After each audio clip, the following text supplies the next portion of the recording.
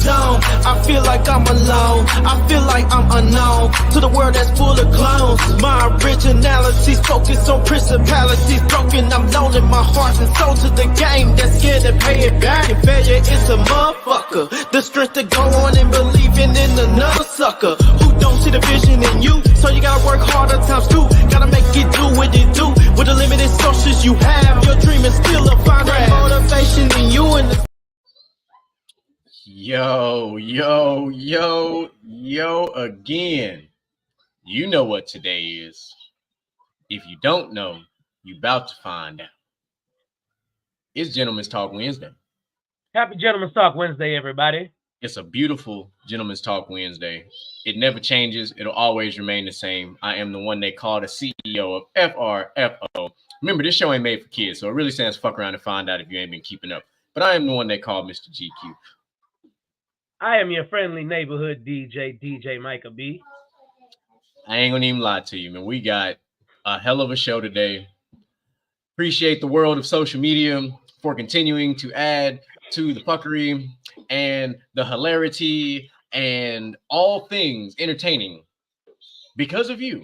All right, because of you, solely because of you. If you haven't been on the Gentleman's Talk TikTok, highly encourage you to jump on there. We posted one of the clips from the last episode because it's dope. And if you subscribe to From the Sidelines on the YouTube, it is also uploaded on the YouTube Short. So, hey, you can catch it anywhere. I just saw it. But since you're here live and in color with us, you see the thumbnail. Oh, Mr. Rose. And I'm a fan. All right. I'm a fan of Mr. Rose. I really am. I didn't know. I kind of felt some type of way about this video. So for the first time in the history of our small history, for that matter, of Gentleman's Talk, we are going to start the show off with a segment that we typically don't start off with this early, but we're going to do it today.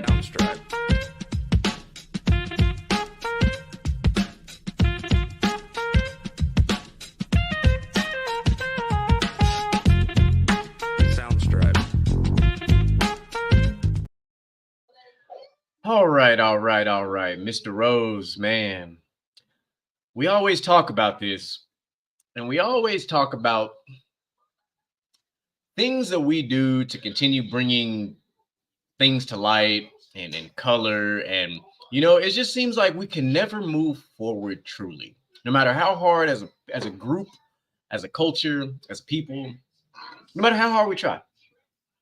We thought we was done with it for the most part. You know, all of our old heads and our old aunties and, you know, all that was, you know, for the most part, they just kind of stopped talking about it.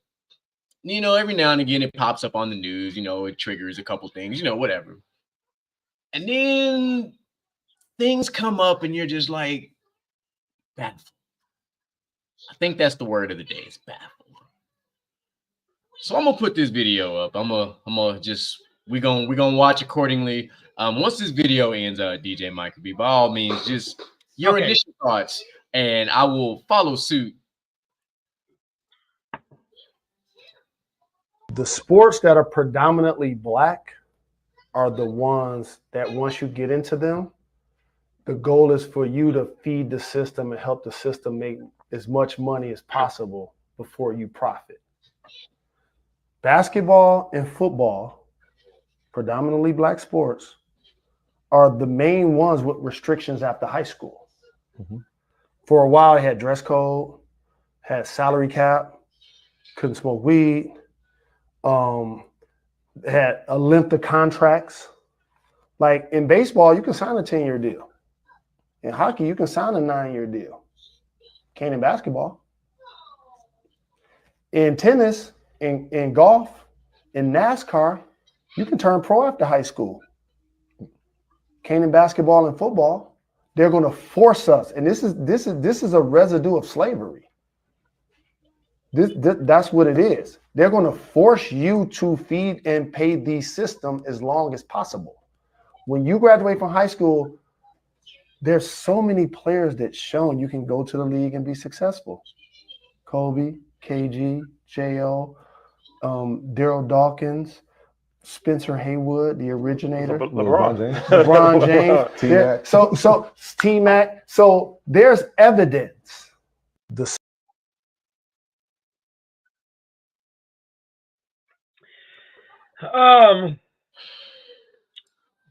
Yep. Okay. Lot to unpack, but by all means, have fun.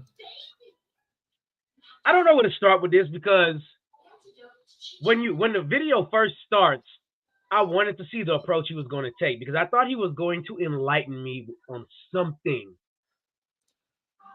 I thought he would enlighten me on something. And keyword thought.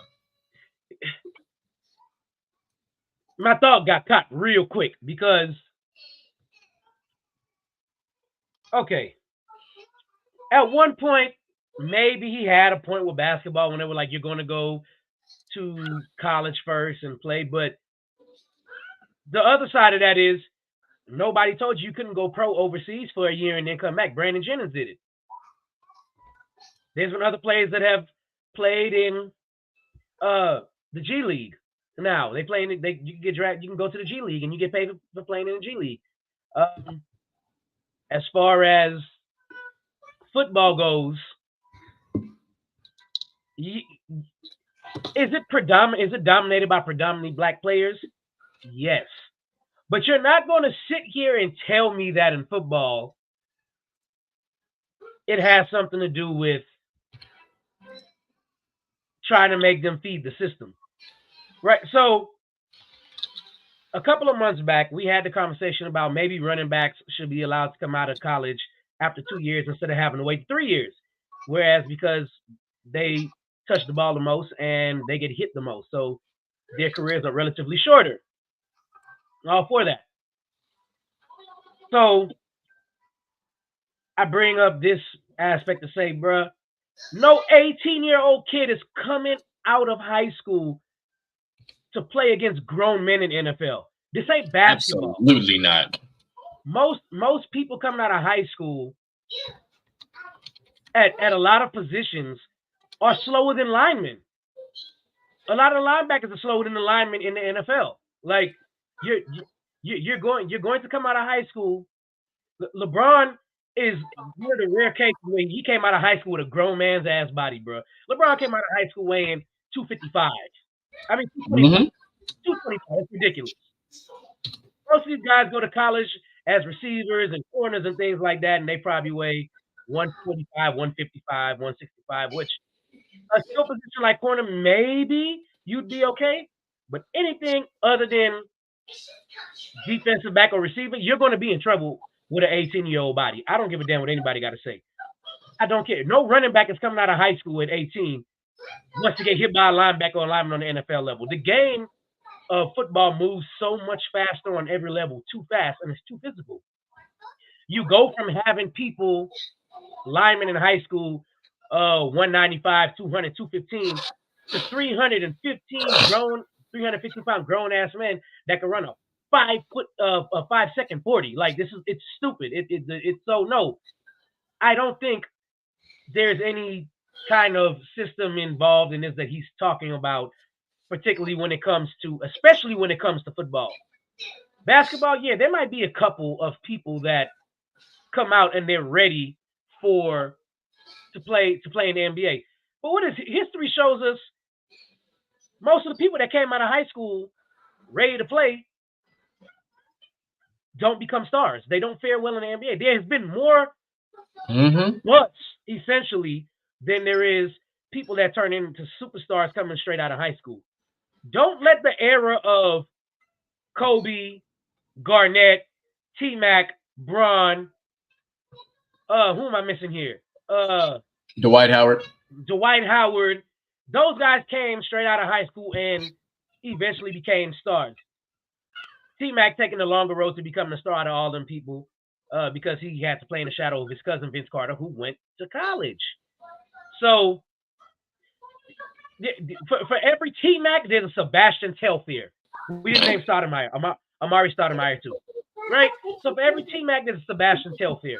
For every Kobe, no slight to this guy because I actually like this play. For every Kobe, there was a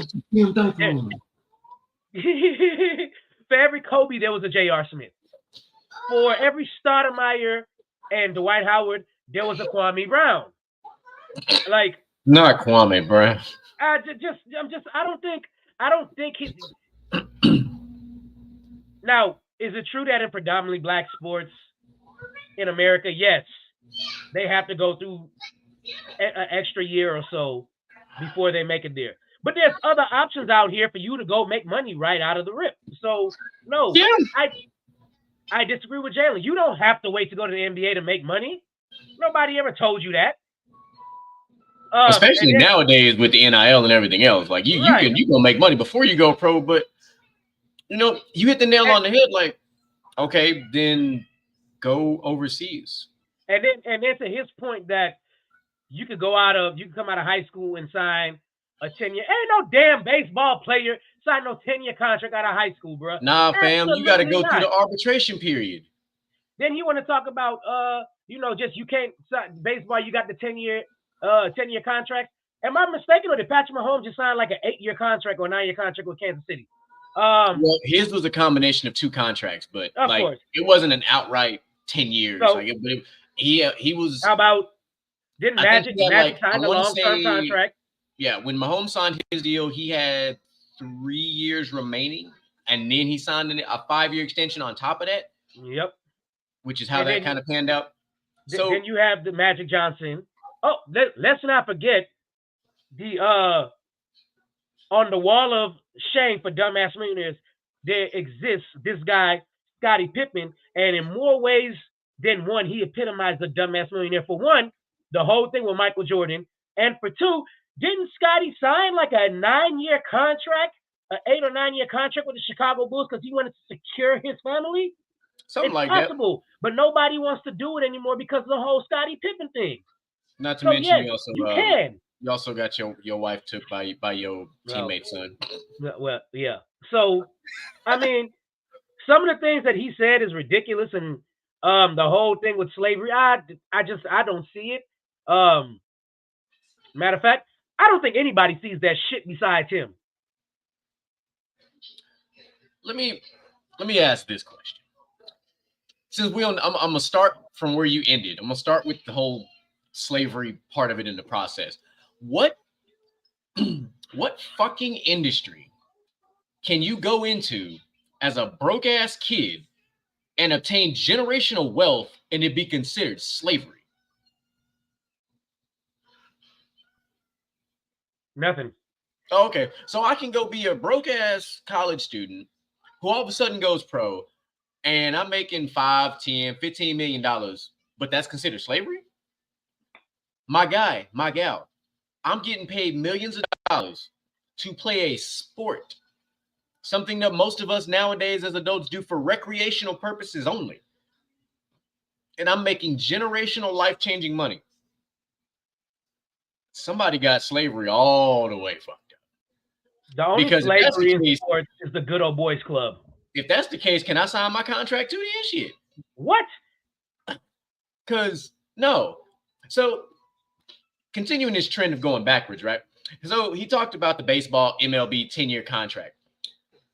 DJ Michael B, you and I are big fans of, sports in general. We like baseball. Roughly, how long has baseball been around? Baseball's been around since the late 19th century, what you would call it. Okay, so check this out. Late 1800s. So I wanted to make sure I wasn't tripping. So I went and pulled this number. He talked about 10-year contracts, 10-year or longer contracts. Across that massive history of baseball, do you know how many of those 10-year or more contracts have been signed in the history of baseball? 22. 22. In over 100 plus years of a sport. 22, soon to be 23, because Manny Machado may be signing this contract of 11-year, $350 million extension with San Diego. So 23 players amongst the literal thousands across the history of the sport. Pushing millions now. 23 have a 10-year or more contract. Okay, let's throw that shit out the window. I'm going to go to the other one because he talked about hockey. all contracts in in NHL can be of up to 7 years. 8 if re-signing with their current club, as long as the average annual salary plus bonuses will fit under the team's salary cap and under the 50 contract limit is not exceeded. Cap. So, rebuttal twice, because clearly you said what you said, because there was a song that came out while you and I were in high school, and it was called Talking Out the Side of Your Neck. Yep. And that's what you did, Mr. Rose. Like I said, I'm a big fan. But sometimes millionaires talk too much, and you don't even know what you're talking about. Like, now let's spin it differently. When we're talking about football and basketball versus baseball, as a billionaire owner, can I actually justify paying one player a 10-year contract?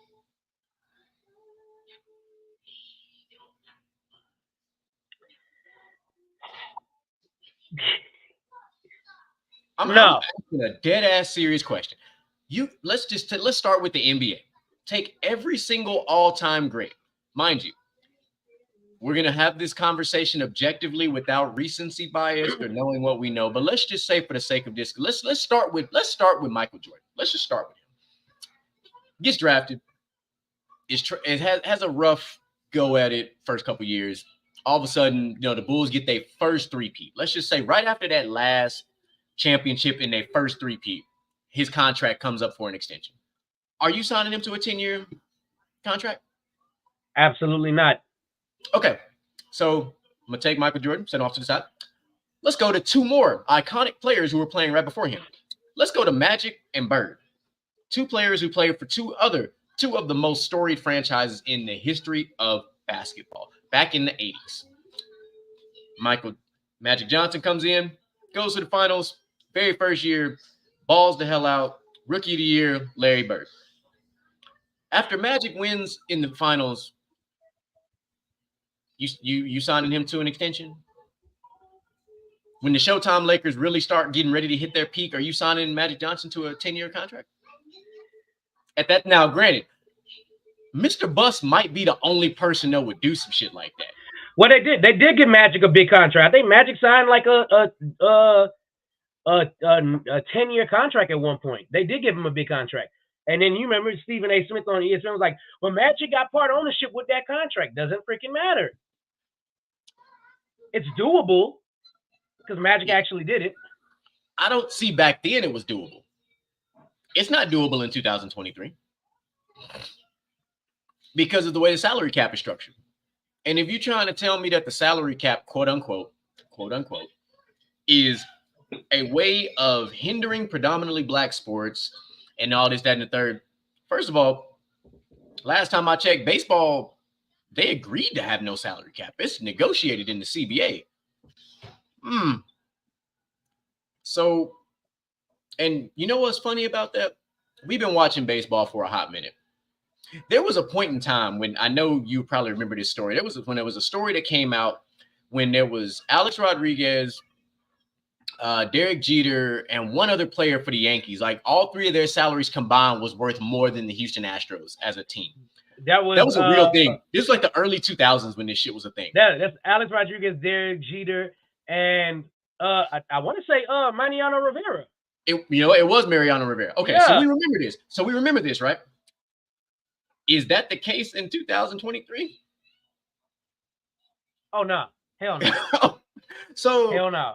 Clearly, this whole no salary cap, quote unquote, thing is a little different because it balances itself out. Now let's go back to football, because this one fucked me up, because I'm like, across the entire history of the NFL, given of all sports, we know this, the NFL probably has the largest percentage of life-changing injuries that could possibly happen at a moment's notice.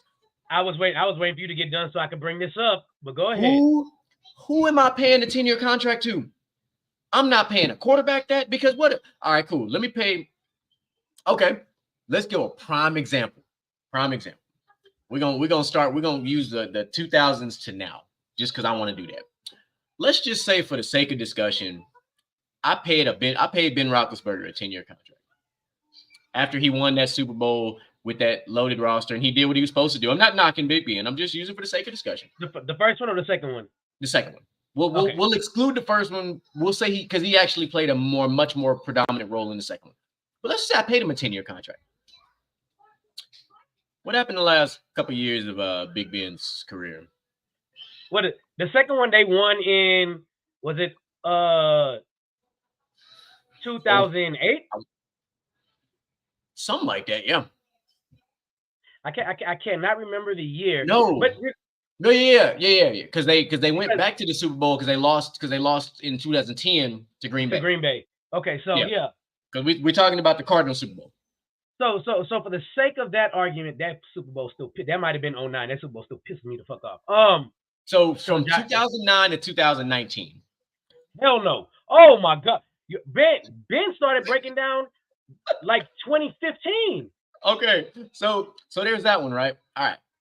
Let's go with another predominant quarterback in this time frame, right?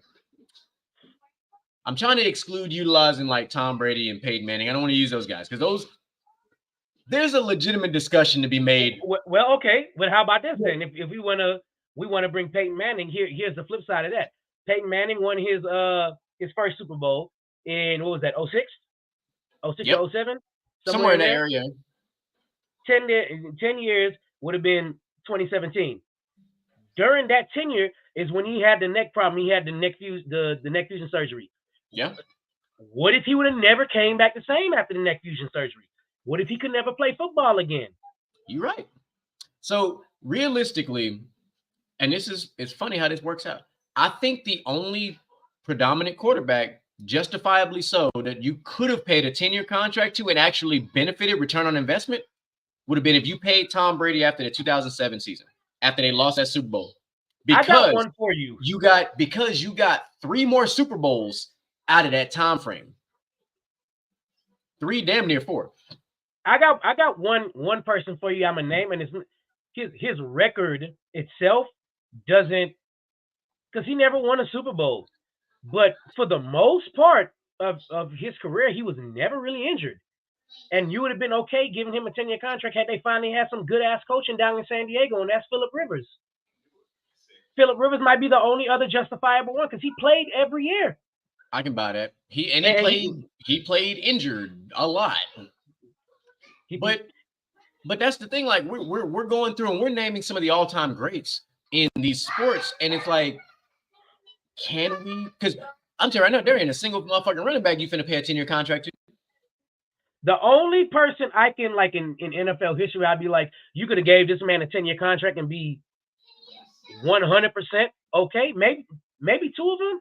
I would probably say on the offensive side, because there's some people on the defensive I would definitely say you could do. But on the offensive side, I would say probably the only 2 you would have been okay with is Jerry Rice and T.O. I'll buy that. I would actually, you know what? I'll do you one better. I would definitely say Jerry Rice. I would say Marvin Harrison. Oh, yeah. Marvin was never hurt. Hold on. And I'll give you one a little bit more recent. Larry Fitzgerald. Yeah, you'd have been good with Fitz. So defensively, I would consider Deion Sanders. I would consider Deion. Charles Woodson. Yeah, Charles Woodson for sure. Champ Bailey. Oh man. Yeah. And Champ Bailey. I would probably say Rondé Barber too. I would have said, you know what? Ray Lewis. I would have gave Ray Lewis a 10-year contract. And Reed for that matter. And Reed for that matter too. But see, Brian you know what? I would have gave Brian Urlacher a 10-year contract.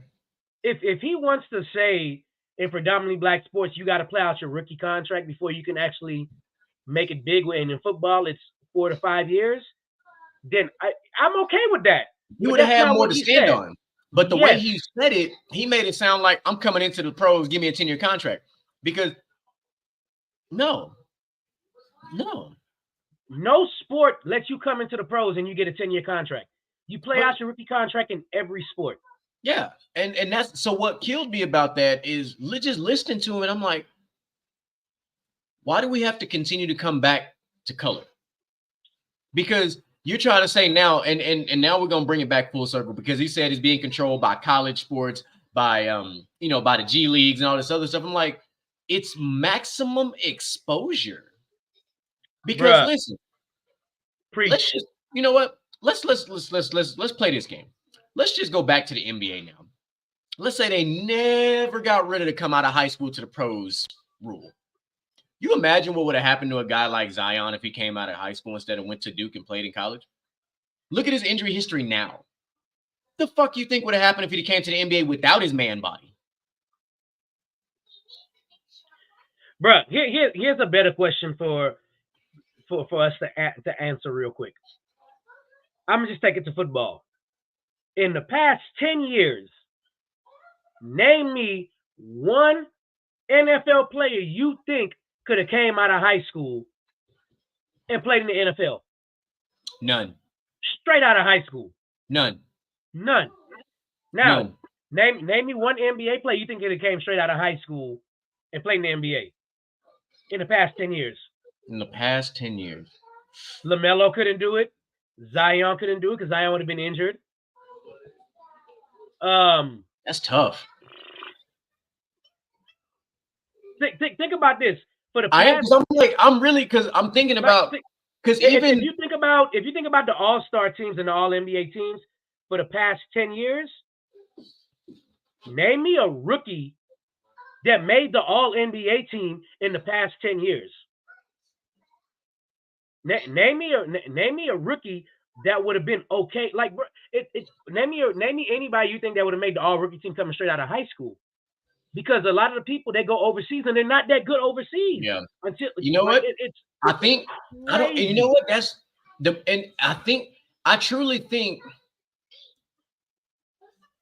the LeBron, Dwight Howard, and all that stuff, I really do think those were the last of the great, and I'm not trying to diminish these high school players. Like, I don't want anybody to think that's what we're doing here, but the last of the truly elite high school players. There are those who are just really, really good, who end up getting those D1 offers and end up balling out in college and developing into great NBA players. Then there's that very small percentage, and I'm going to equate it like this. Those individuals are the equivalent of the same who are the less than 1% that join the military. That's how. Yes. That's the level of elite we are talking about. A guy like Giannis couldn't have came out of high school and came to the NBA. Look how small he was when he came into the NBA in the first place. Imagine if KD would have never went to UT and came out of high school and came to the NBA. He was already small coming into the NBA. How much smaller have KD would have been? What about Anthony Davis when he made that growth spurt? Oh, because he grew so tall, let's bring him to the NBA. He would have been injured every single fucking year. Granted, he only played I think a year in college anyway, so it's kind of like, yeah, he won a championship in his 1 year. Yeah, but a guy like Devin Booker. Devin Booker was on the bench in college. A guy like Devin Booker, Tyler Hero, on the bench in college again. Look, Karl Anthony Towns. There's one more factor. You know what? Into something. Maybe. What do you think? And this I'm spitballing, but I'm thinking about these young players. Yeah. Maybe, and I might just be really reaching, but maybe Anthony Edwards. Maybe. At least for Anthony Edwards' sake, he really looks the same. He does. Anthony Edwards had a grown man body. I will say he put on a little bit, but really and truly, from when he came into the league to now, he had a grown man body. Yeah, so maybe Ant, just maybe. But you know what though? In college, when he played in college, Anthony Edwards was good. But he's not as good as he was without that damn college program. Exactly. So we go back to football. Here's why I don't give a fuck who you name. I don't care what NFL player you name. Here's exactly why no high school player should ever go from high school straight to the pros. Because nothing, and I mean this, and I say this as somebody who understands this better than the average bear, nothing beats collegiate strength and conditioning. Nothing. Collegiate strength and conditioning. Listen, these strength and conditioning coaches in college make bank to do one thing and one thing only: develop grown ass people. I am taking a 220-pound linebacker and making him a 270-pound linebacker with 10% body fat in 2 years. That shit don't happen overnight. Bruh, You're not going. I do you one better. I will do you one better. You know this because you play football. I mean, you play flag now, but you play football. Let me put something in these people's ear real quick. You graduate high school, and you played high school football and things like that nature, and you're like, you know what? I'm going to play semi-pro. You're going to get lit the fuck up in semi-pro. It is bad. Your body is not ready. Even these guys playing semi-pro will do you damage because your body most of isn't these ready. semi-pro guys are fucking D1 and D2 guys who didn't make the team. Exactly. So they still finna knock your motherfucking head off. Guess what that means? They still went to college. And one more point to Jalen Rose's assessment for me. You kind of touched on it. I'm gonna dive a little bit deeper into it because it just came to me. So the sports that Black people dominate, paid sports. Let me say paid sports with leagues, which is basketball and football. Does Jalen Rose not know basketball and football in the pros have the highest injury rates? You're playing nobody in baseball gets injured as often as they do in the NBA. No, unless you're a pitcher. Unless you're a pitcher. Like the most common injury you see in baseball for like hitters, it just happened in the World Series. Like Garcia, he had a stiff back. Well, if I was carrying my fucking team to the World Series and knocking motherfucking 500 feet fucking home run, my back be hurting too. And let's bring it into football. Absolutely not. Sit y'all asses down. No, so I'm gonna take it to one. I'm gonna take it to one more level on top of this because Jalen Rose is out of pocket for this. And let me tell you why I'm gonna take it to another level. The same thing he's saying about the Black players doing this and that. What about the white people that are stars in this damn league? It's the same shit. It is the same. They're having to sit through rookie contracts too. All of them have to sit through rookie contracts. It's not, bruh. Nobody is benefiting more than anybody. You cannot bring slavery and oppression into what they're making. And if the players were doing better and having better representation and negotiating more, they would have higher fucking contracts against those TV contracts. Yeah, but guess what? This is a whole NBA thing. Yeah, but and then we talking about just all these sports. The NFL, amongst all professional sports, has the worst players association. The worst. Absolutely the worst. And who's at the head of the NFL Players Association? White guys. They are the president, vice president. It was long known that Drew Brees, Peyton Manning, all these guys were on the board. Because the original guy that was over the Players Association that was there before, I forget his name, but he was a black guy. He ain't there no more. I forgot his name. Oh. Yeah. We know his face. We got his face in our head right now. But he's not, he's gone. So it's like, but okay, and then I'm gonna end it off with this. I'm gonna go to your favorite sport. We're gonna go to soccer. There's a reason why a teenager can go pro in soccer, but not other sports, because these motherfuckers play soccer from like 4 years old. And soccer, again, another one of those sports that does not have an extremely high injury rate, but does have an injury rate, but it has a more, if anything, I say it has a higher bruise rate. Your ass definitely getting bruised, knocked over. It definitely has a higher flop rate than any other sport. Oh, 100%. But I'm not shocked that on the U.S. team that you had 16, 17, 18-year-old kids because soccer's different. I don't care how big you are in soccer. Are you fast? How's your eye-hand coordination? How's your eye-foot coordination? How's your ball skills?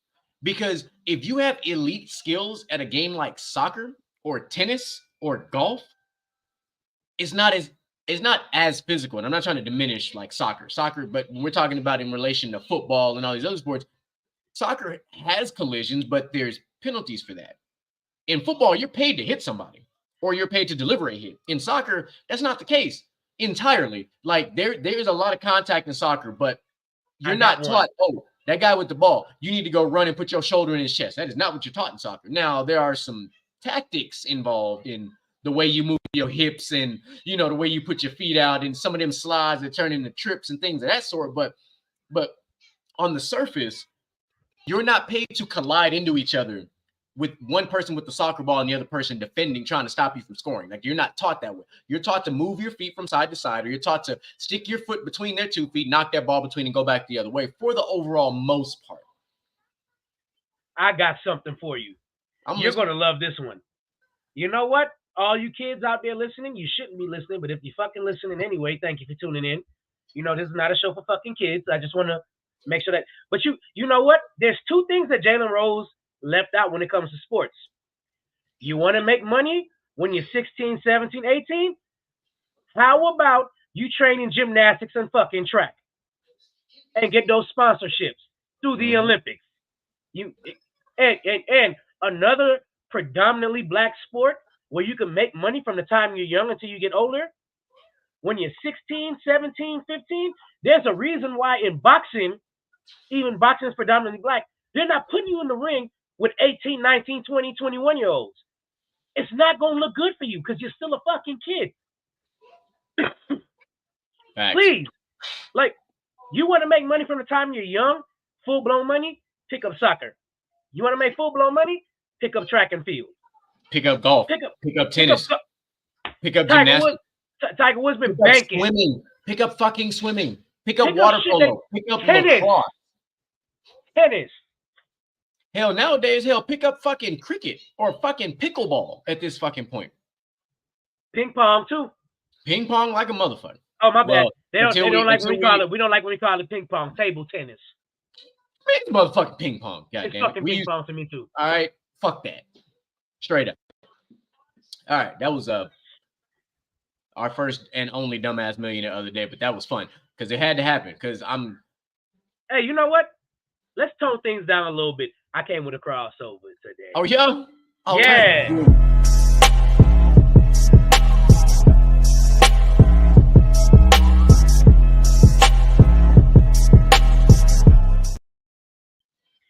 Let's do this thing. It is the segment that everybody has been wondering where it has been. You know, one of Mr. GQ's favorite segments that I invented, and Real Talk is one of my favorite segments that he invented. But this thing here is called the crossover. Let me tell you how this thing goes. If this is your first time on the show, I take something from comics, I equate it to anything in real life. Sometimes I take comics and equate it to wrestling. Sometimes I take comics and equate it to basketball. Today we are going to take comics and we are going to equate it to music. Yes, to music. You're going to love this one especially because we have a lot of the same taste in music, as you know. We're very eclectic. All right. Fantastic college word for the day. Yes. We're very eclectic in our music. So, throughout superhero history, it doesn't matter if it's superheroes of whatever group. It doesn't matter. It doesn't matter if it's DC, Marvel, blah, blah, blah. There is always a leader. There is always the front guy. And today, that's what we're going to talk about. So, when I say, hey, Mr. GQ, who is the front guy for the Justice League? Who's the man in the Justice League? You're going to respond? Personally, I'm responding with Batman. I respond with Batman. So some people might think Superman, but Superman is just a muscle. So Batman was the money. Yes, Batman was definitely the funding. So how about this? I say the Avengers. Who you going with? Captain America. Captain America. I lean towards Iron Man, but because the whole Civil War thing, they split and some people followed Iron Man. But Captain America if you read accordingly, Captain America is the first Avenger. And when Nick Fury came up with the Avengers Initiative, Captain America was the first name on that list. Right. So if I say the X-Force, which is a little known group to most people, but I know you know what the X-Force is. If I say the X-Force, who are you picking as the leader of the X-Force? It's going to be that man with the claws. His name is Wolverine. I go Cyclops. That's fine. Again, that was another thing. X-Men split. Some people follow Wolverine. Some people follow Cyclops. So here we go. I don't think there's any discussion on this. I'm going to say Teen Titans. Who you got as the leader? Oh, that's Robin. That's all day long. It's all day Robin. And just to get out of comics, per se, Marvel and DC. You got probably one of the greatest groups ever called the Z Fighters. Who you going with? In the Z Fighters. I mean, is there ever a discussion on who the leader of the Z Fighter is? I'm just saying, in the Tournament of Power, there was a discussion now. No. Kakarot was in the front. Fuck the bullshit. I know Yamcha tried it. All right. Oh, I know. Now, hey, props to Yamcha, because he did try it whenever the Saiyan Saga did. Yeah. And he got his Wolfgang fist ass whooped. Like, okay. Yep, you're right. So, that's just a couple. So how about I take it to the world of wrestling for a little bit, right? The leader of the Four Horsemen.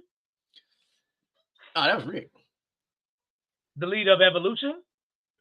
Oh, see, that one's different. But for me, because it could be Rick again. I gotta go with Triple H with that one. I'll go with Triple H with that one too. But it could be Rick, because Rick was more like the manager at that point in time. And the reason I say it's more Trips, because he's the one that put the past, present, and future together. Yep. The leader of the NWO. Oh my God, the NWO. I'm gonna lean with Kevin. Yes. I'm gonna lean with Kevin because he was kind of like the muscle, even though Scott was kind of the mouthpiece. So it was like they bounced off each other. But I'm gonna roll with Kevin. Okay. Now let's go back to a little bit of anime-ish. I cannot think of the group of from Sailor Moon just slipped my mind. I forgot what they called themselves. It literally just slipped my mind what they called themselves. But Sailor Moon was the leader. At all. But we know who the leader of that group is, though. So here we go. I am going to give y'all today. We're going to start with leaders on that side, as we just named them, and we're going to go into music with the top 5 leaders of a band. Now, whether they play instruments or not, it doesn't matter. So I'm going to just say groups. The top 5 leader of groups. Duos, bands, whatever. Counts. So, starting off at number 5, this is no particular order. This is, start off at number 5. We got to start with Christopher Martin. Oh, my God. Of Coldplay. Christopher Martin got to be up there. Is there any... I don't think there's any discussion why Chris Martin should be up there. If there is, somebody please explain it to me. I don't think anybody can explain it to you. I just wanted to throw that out there for disclaimer's sake. I like my disclaimers. Number 4, I am going with. I don't have a drum roll, but it would be dope if I had a drum roll. I am going with the leader. There you go, of one of the greatest bands ever. I am going with the great falsetto singing Steven Tyler of Aerosmith. Damn. All right. Your list is starting off literally. You about 400 degrees on the oven right now. You ain't broiling yet, but you about 450 on the degrees. Number 3, I'm going to go with one of my personal of all time. He is quoted as saying one of the greatest one-liners ever. Ain't nobody coming to see you, Otis. Mr. Ruffin. Mr. David Ruffin. Okay. Number 2, mind you, this ain't no particular order. The only thing that's going to be in order is the number 1 person. So Number 2, I was kind of back and forth with this because there's a lot of other good groups. So I'm going to give you some honorable mentions. Nick Lachey, 98 Degrees. Okay, good mention. Nick Lachey, 98 Degrees. JC Chavez and Justin Timberlake of NSYNC, because they both share duties. But number 2, I'm going with 2 guys that share duties of the lead singer of probably the most talented group we have ever seen on a stage. Literally. I am going with Johnny Gill and Ralph Tresvant. And at points, you could even throw in Ricky Bell, because Ricky Bell did a lot of leading in New Edition too. But just New Edition altogether might be the most talented group of all time. And going into number 1, I don't think this needs to even be fucking discussed. Remember, this is not a show for some damn kids. I don't think this even needs to be discussed. God rest his soul. But the greatest lead singer of all time also has probably the greatest solo career of all time. Y'all know him. Y'all love him. It is a fact that at one point in everybody's life, they have been a fan of this person. Do you know who I'm referring to? No. The greatest of all time, the iconic Michael Jackson, the leader of the Jacksons and the Jackson 5. Most people, and I love the list, first of all. Most people would, when they think Michael Jackson, never even think about the Jackson 5. They just don't. They just think of Michael as the solo artist. So I do have one problem. Only one. One problem. Because you named iconic leaders of groups and things of that, and I love the honorable mentions. But I left rappers out.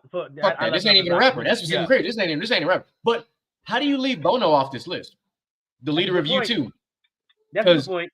U2 they literally been touring even up until last year. Like my man Bono was born in 1960. Like Bono been around for a minute. That's true. I slipped up on that one. Bono has been around for a long time. One other one that I was surprised, like, because he was kind of like the unquestioned leader of radio news. Freddie Mercury. Okay, so I didn't include Freddie Mercury just because. The only reason I didn't include Freddie Mercury just because I know for a lot of people that watch our show, these niggas ain't know who Freddie Mercury was until they made the movie. Hey, that's on them for not being good and having eclectic taste in music. First of all, fuck them. But yes, Freddie Mercury is like on the iconic level of Michael Jackson. Yeah, he definitely is. I'll add one more name to your honorable mention list because he's another unquestioned leader of a group, and his name is Ronald Isley. I mean, Isley Brothers also been around for a very long time. So I ain't gonna lie. I'm not gonna lie. I didn't even think about Ronald Isley, and that's on me too, because by the time I was born, Ronald was doing his own thing solo for the most part. True, so but you know, we grew up with a certain group of OGs and things of that sort. So it ain't like we didn't hear. So the five, I came up with the concept while I was driving home, but I didn't sit down and put a list together. So all that was just off the top of my head. And I will say this. I did leave out one person that a lot of people will be mad at. I don't give a damn because I don't think she's in my top 5, which is Beyonce. I don't think Beyonce would ever be in my top 5. Even though I love Destiny's Child, I do. But for the most part, most of these groups, all these guys have went on to have like extraordinary solo careers too. The lead singers, Justin being one that's like out of this world. Still to this day, you will catch no argument from me because you just won't. Yeah, I don't think Beyonce's solo career is that good. Yeah, and we know we know what happened. Justin took the fuck off. Justin, there's an argument to be made. Justin is probably in the same conversation as Beyonce as far as could be one of the greatest group to solo transition careers in music history.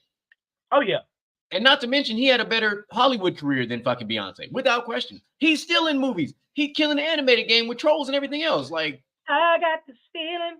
Hey. In my bones. Hey, let me tell you something about Justin too that a lot of people sleep on, right? Justin was handpicked to do the collab for Love Never Felt So Good with Michael Jackson after Michael Jackson passed away. That says a lot. Man, just put some tequila in that and drink it. No, not for me. I got my own. You know, my own adult. By the way, let's have a flashback real quick. What you drinking over there, my brother? I am actually drinking a lemon Pochello wine. I look forward to trying that, whatever it is, soon. Guess what? It's another brand, another flavor of Stella. Where did you get that? Oh, you know I got it at HEB. Here, everything's better. I haven't had a fluff HEB in a while. By the way, I'm drinking tequila. Cheers. Well, keep your clothes on, please. By the way, shout out to my boy Jew Fresh. You know, we always give shout outs when we give a shot. So shout out to my boy Jew Fresh. Always to Jew Fresh, man. So while we on that short subject of, you know, we're doing our shout outs and stuff, for those of you that are watching the stream, make sure you jump into the description of the video. I've had a lot of people reach out to me and ask me, hey, what are you guys streaming on? This, that, and the third. There's a link. There's a link inside of the description of this video that links you to StreamYard that'll show you and get you set up and pretty much do everything that we're doing on the stream as well. So you're able to set it up and do things the way we're doing it. So by all means, jump in the description, click on that link. You click on that link, it'll get you set up and you'll get to get set up the way we set up. So boom, there's that. Dropping that little dime in there. We got some more future sponsorships coming down the pipe because Mr. GQ works very hard in the shadows. So we got some stuff coming down the pipe. I'm just waiting on the live reads to come in. And when the live reads come in, I'm going to read them things straight on the air. Yeah. Drop these coupon codes in the chats for you. And hey, man, take advantage of it because we're going to have our own exclusive Gentleman's Talk coupon codes for said items. So we always making moves around here. So if you don't know, now you know. You know, while we're on the lighter side of things, before we dive back into our next reaction, did you, by any chance, catch Crown Jewel? Oh, I did. Don't you worry.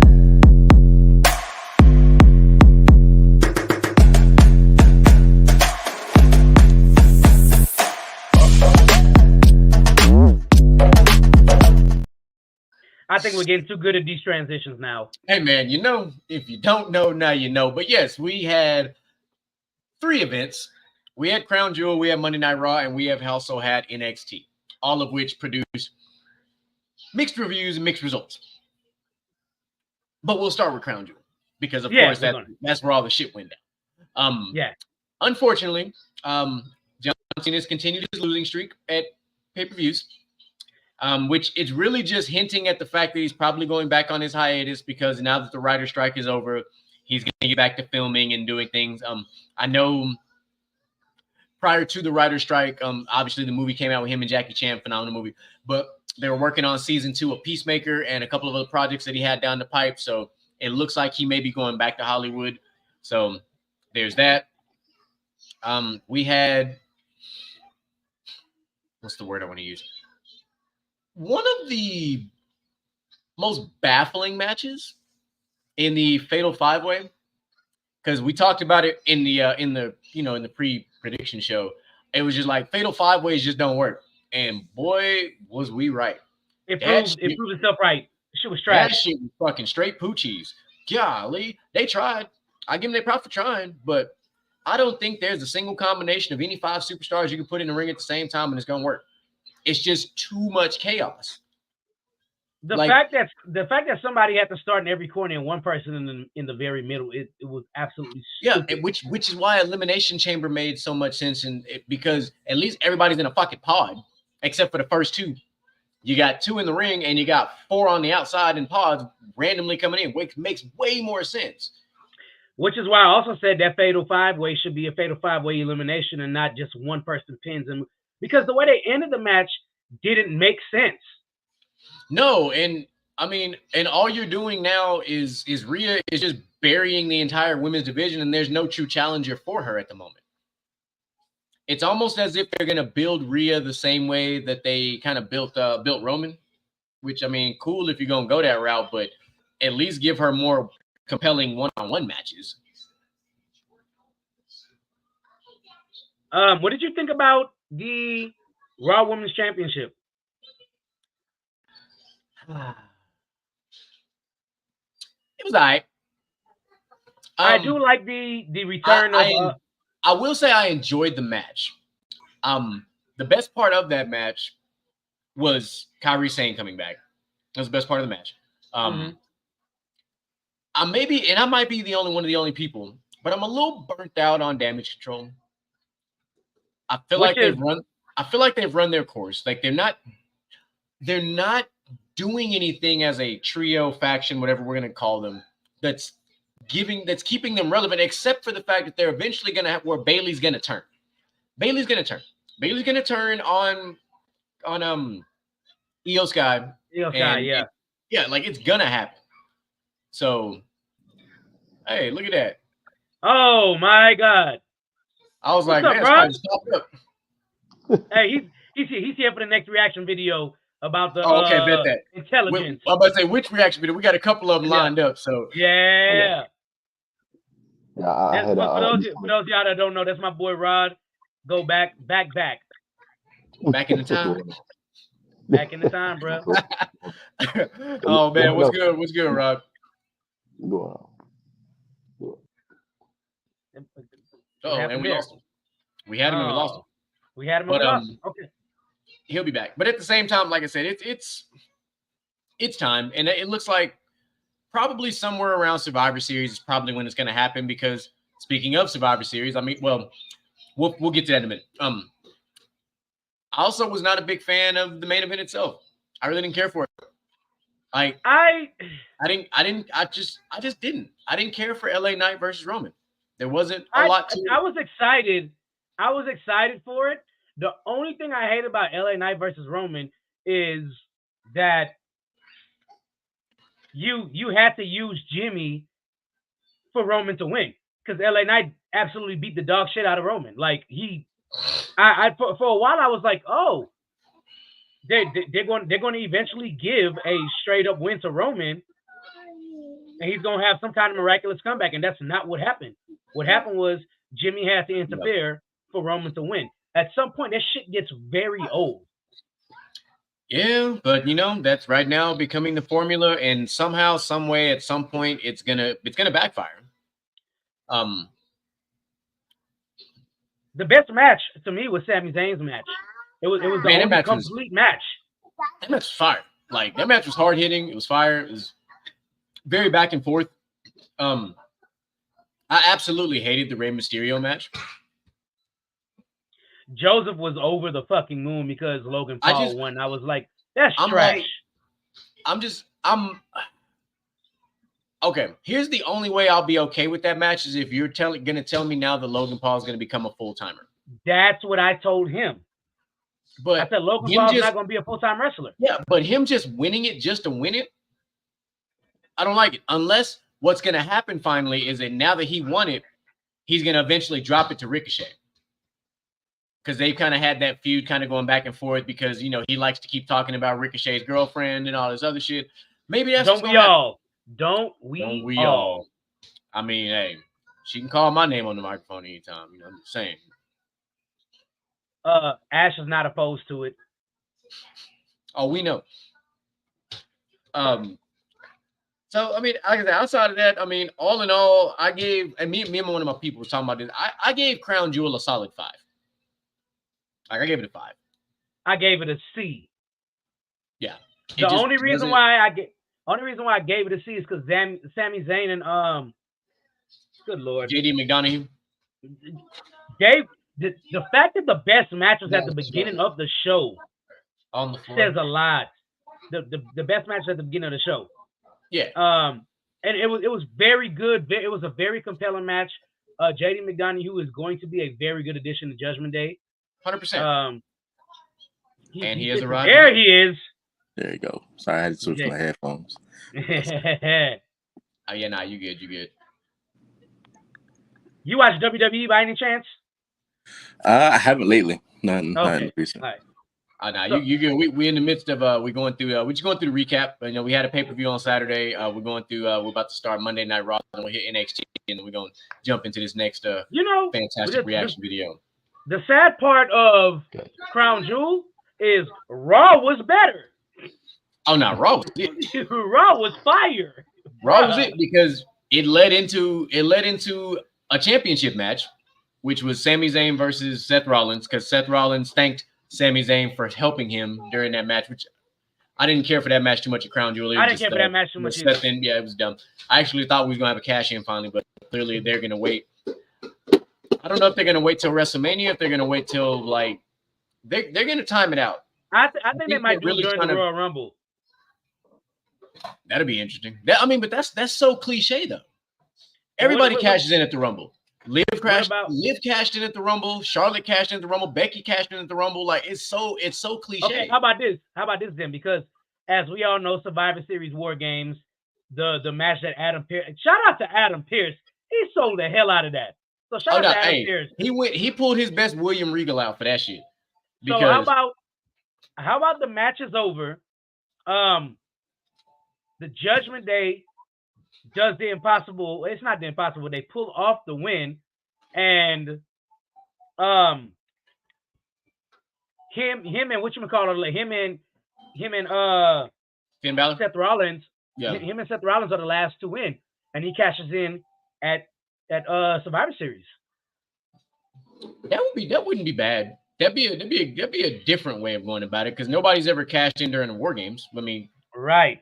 War Games for the main roster has only been around for 2 years. It's been around in NXT since its inception. So we, the true fans, we've seen War Games and we know how chaotic this shit gets. But I'm a big fan of the match itself that was announced. Having, Seth, Cody, Sammy, and Jey Uso going against Judgment Day. That's gonna be a hard hitting affair. I'm all the way with that. Like I'm all the way with that. So I'm with that. Once again, we have the New Day kind of just being thrown in there and just kind of getting used for nothing. They dropped a match to the Judgment Day, which I don't know. It's almost as if Judgment Day has been relegated to being like mid-carders, and it's upsetting because you're talking about one of the greatest championship tag teams of all time being relegated to nothingness. Judgment Day or New Day? New Day. Okay. Yeah, New Day has been relegated. Judgment Day, not Judgment, Lord Jesus, New Day has really been relegated to irrelevant. And if that's the case, split them up and make them go solo. I mean, you gave this big push to Kofi at one point, then you turned around and gave the big push to, why did his name slip my mind? Who, Xavier Woods? Xavier Woods. You gave a big push to Xavier Woods. And the Big E. All three of them have kind of had a push of sorts. Well, Big E, his push just ended because he had the injury. So yeah, and then we know Big E, Xavier Woods, he was king of the ring, King Woods, if you will. Hello, Calissa. Oh, she brought me a cotton ball.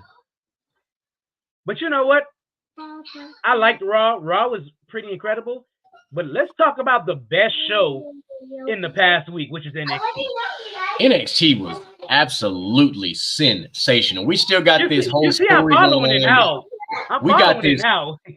We got this Trick Williams Mello thing going on. Now we got Trick with the accidental punch to the face that where he knocked Carmelo Hayes on the ground, and they're still trying to figure out who jumped Trick Williams and caused him to miss that match that he was supposed to be a part of, like, which a lot of us are still saying that it was Mello, but then there's all these different hints and tricks where we don't really know. It's gonna be fun.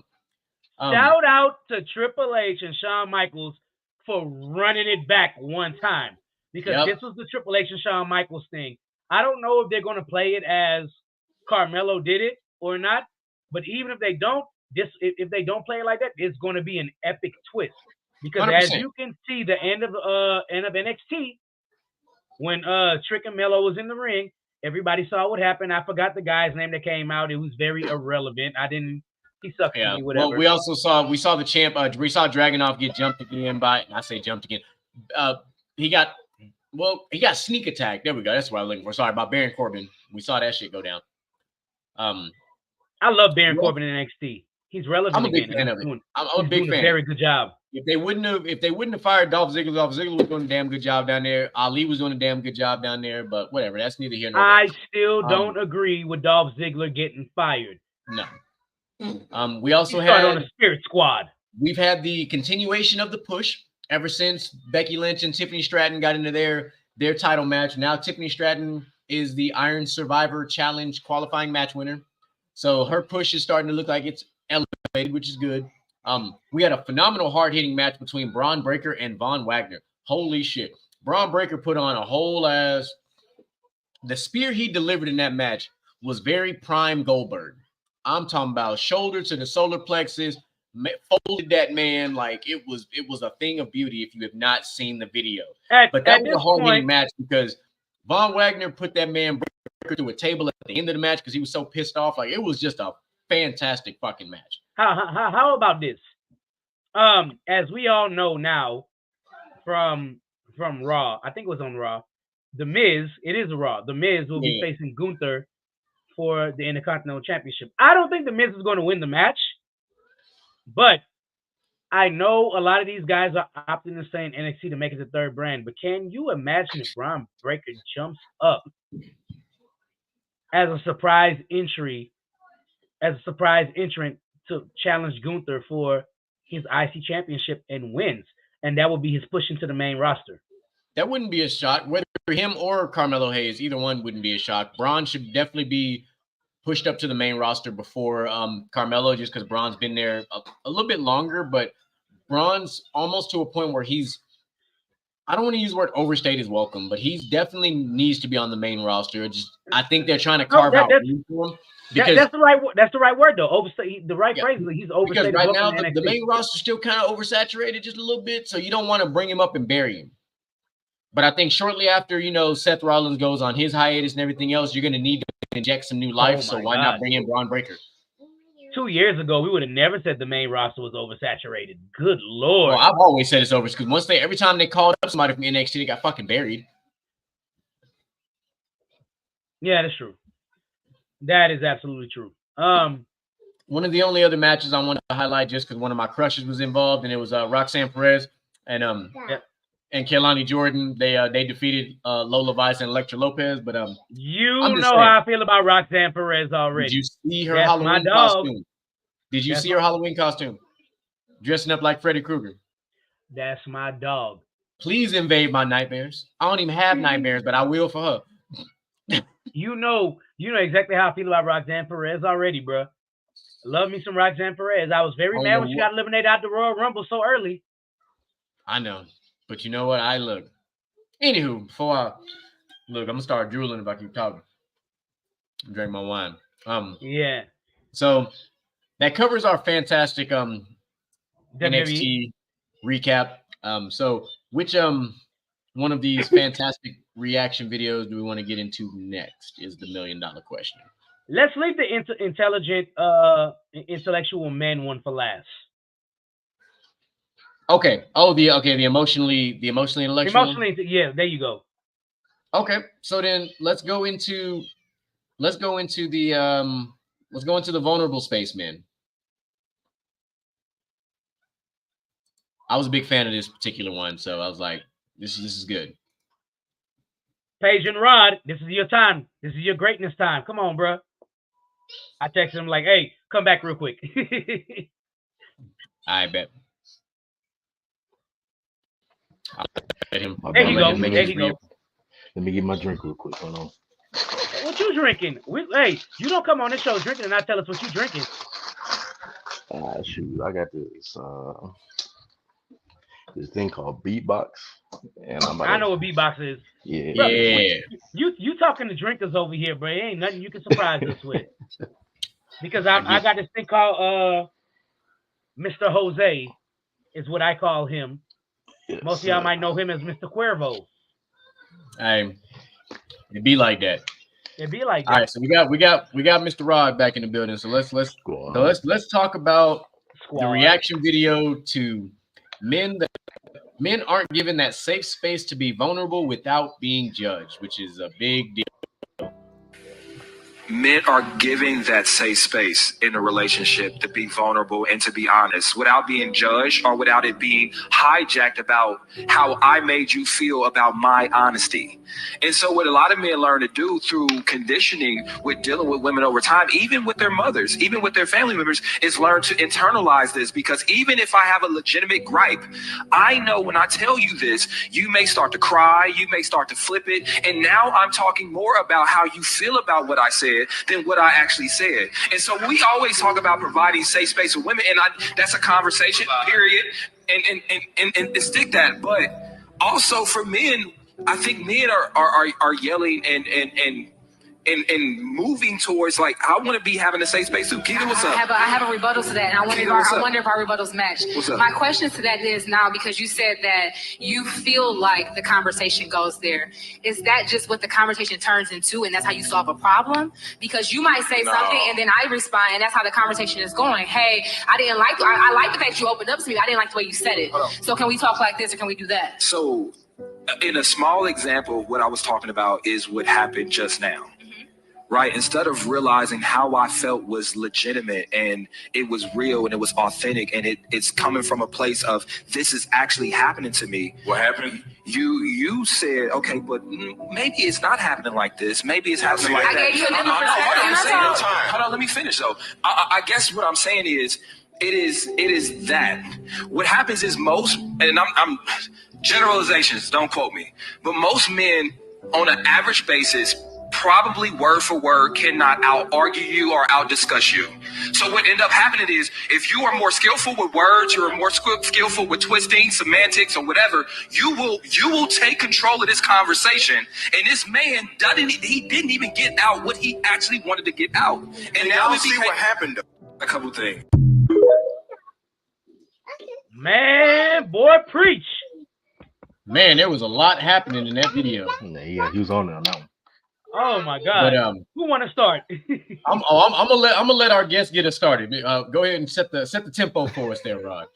All right, what's up, man? That's a tough topic for a black man at that. You know, we definitely get,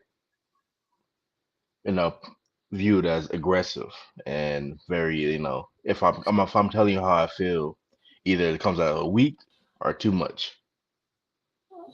So it's never just necessarily a safe place to where I can like, hey, this is how I'm feeling right now. How are you feeling right now? By how I'm feeling right now. Or say, if I'm telling you, hey, I'm not happy. I feel down today. Most women and they don't know what to do with that information. They kind of sit there and they like, well, I don't know what you want me to do. Well, you still got things we got to do. We have a work first, talk second, talk later. Not even talk second, talk fourth, fifth to sixth, way back in.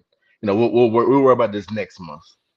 Well, you and then we'll worry about this next month, and then we'll worry about this next month. We don't ever have that time to be like, hey, let's sit down and let me tell you how I feel. And sometimes men are scared of doing that. See, it's because we get shut up so much. Because we supposed to take out the trash, we're supposed to mow the yard, we're supposed to do all this stuff, like a lot of stuff that if we're feeling down, we can't show it. We can't show it. That's just how it is. That was a very powerful explanation. Boy, you preaching on a Wednesday.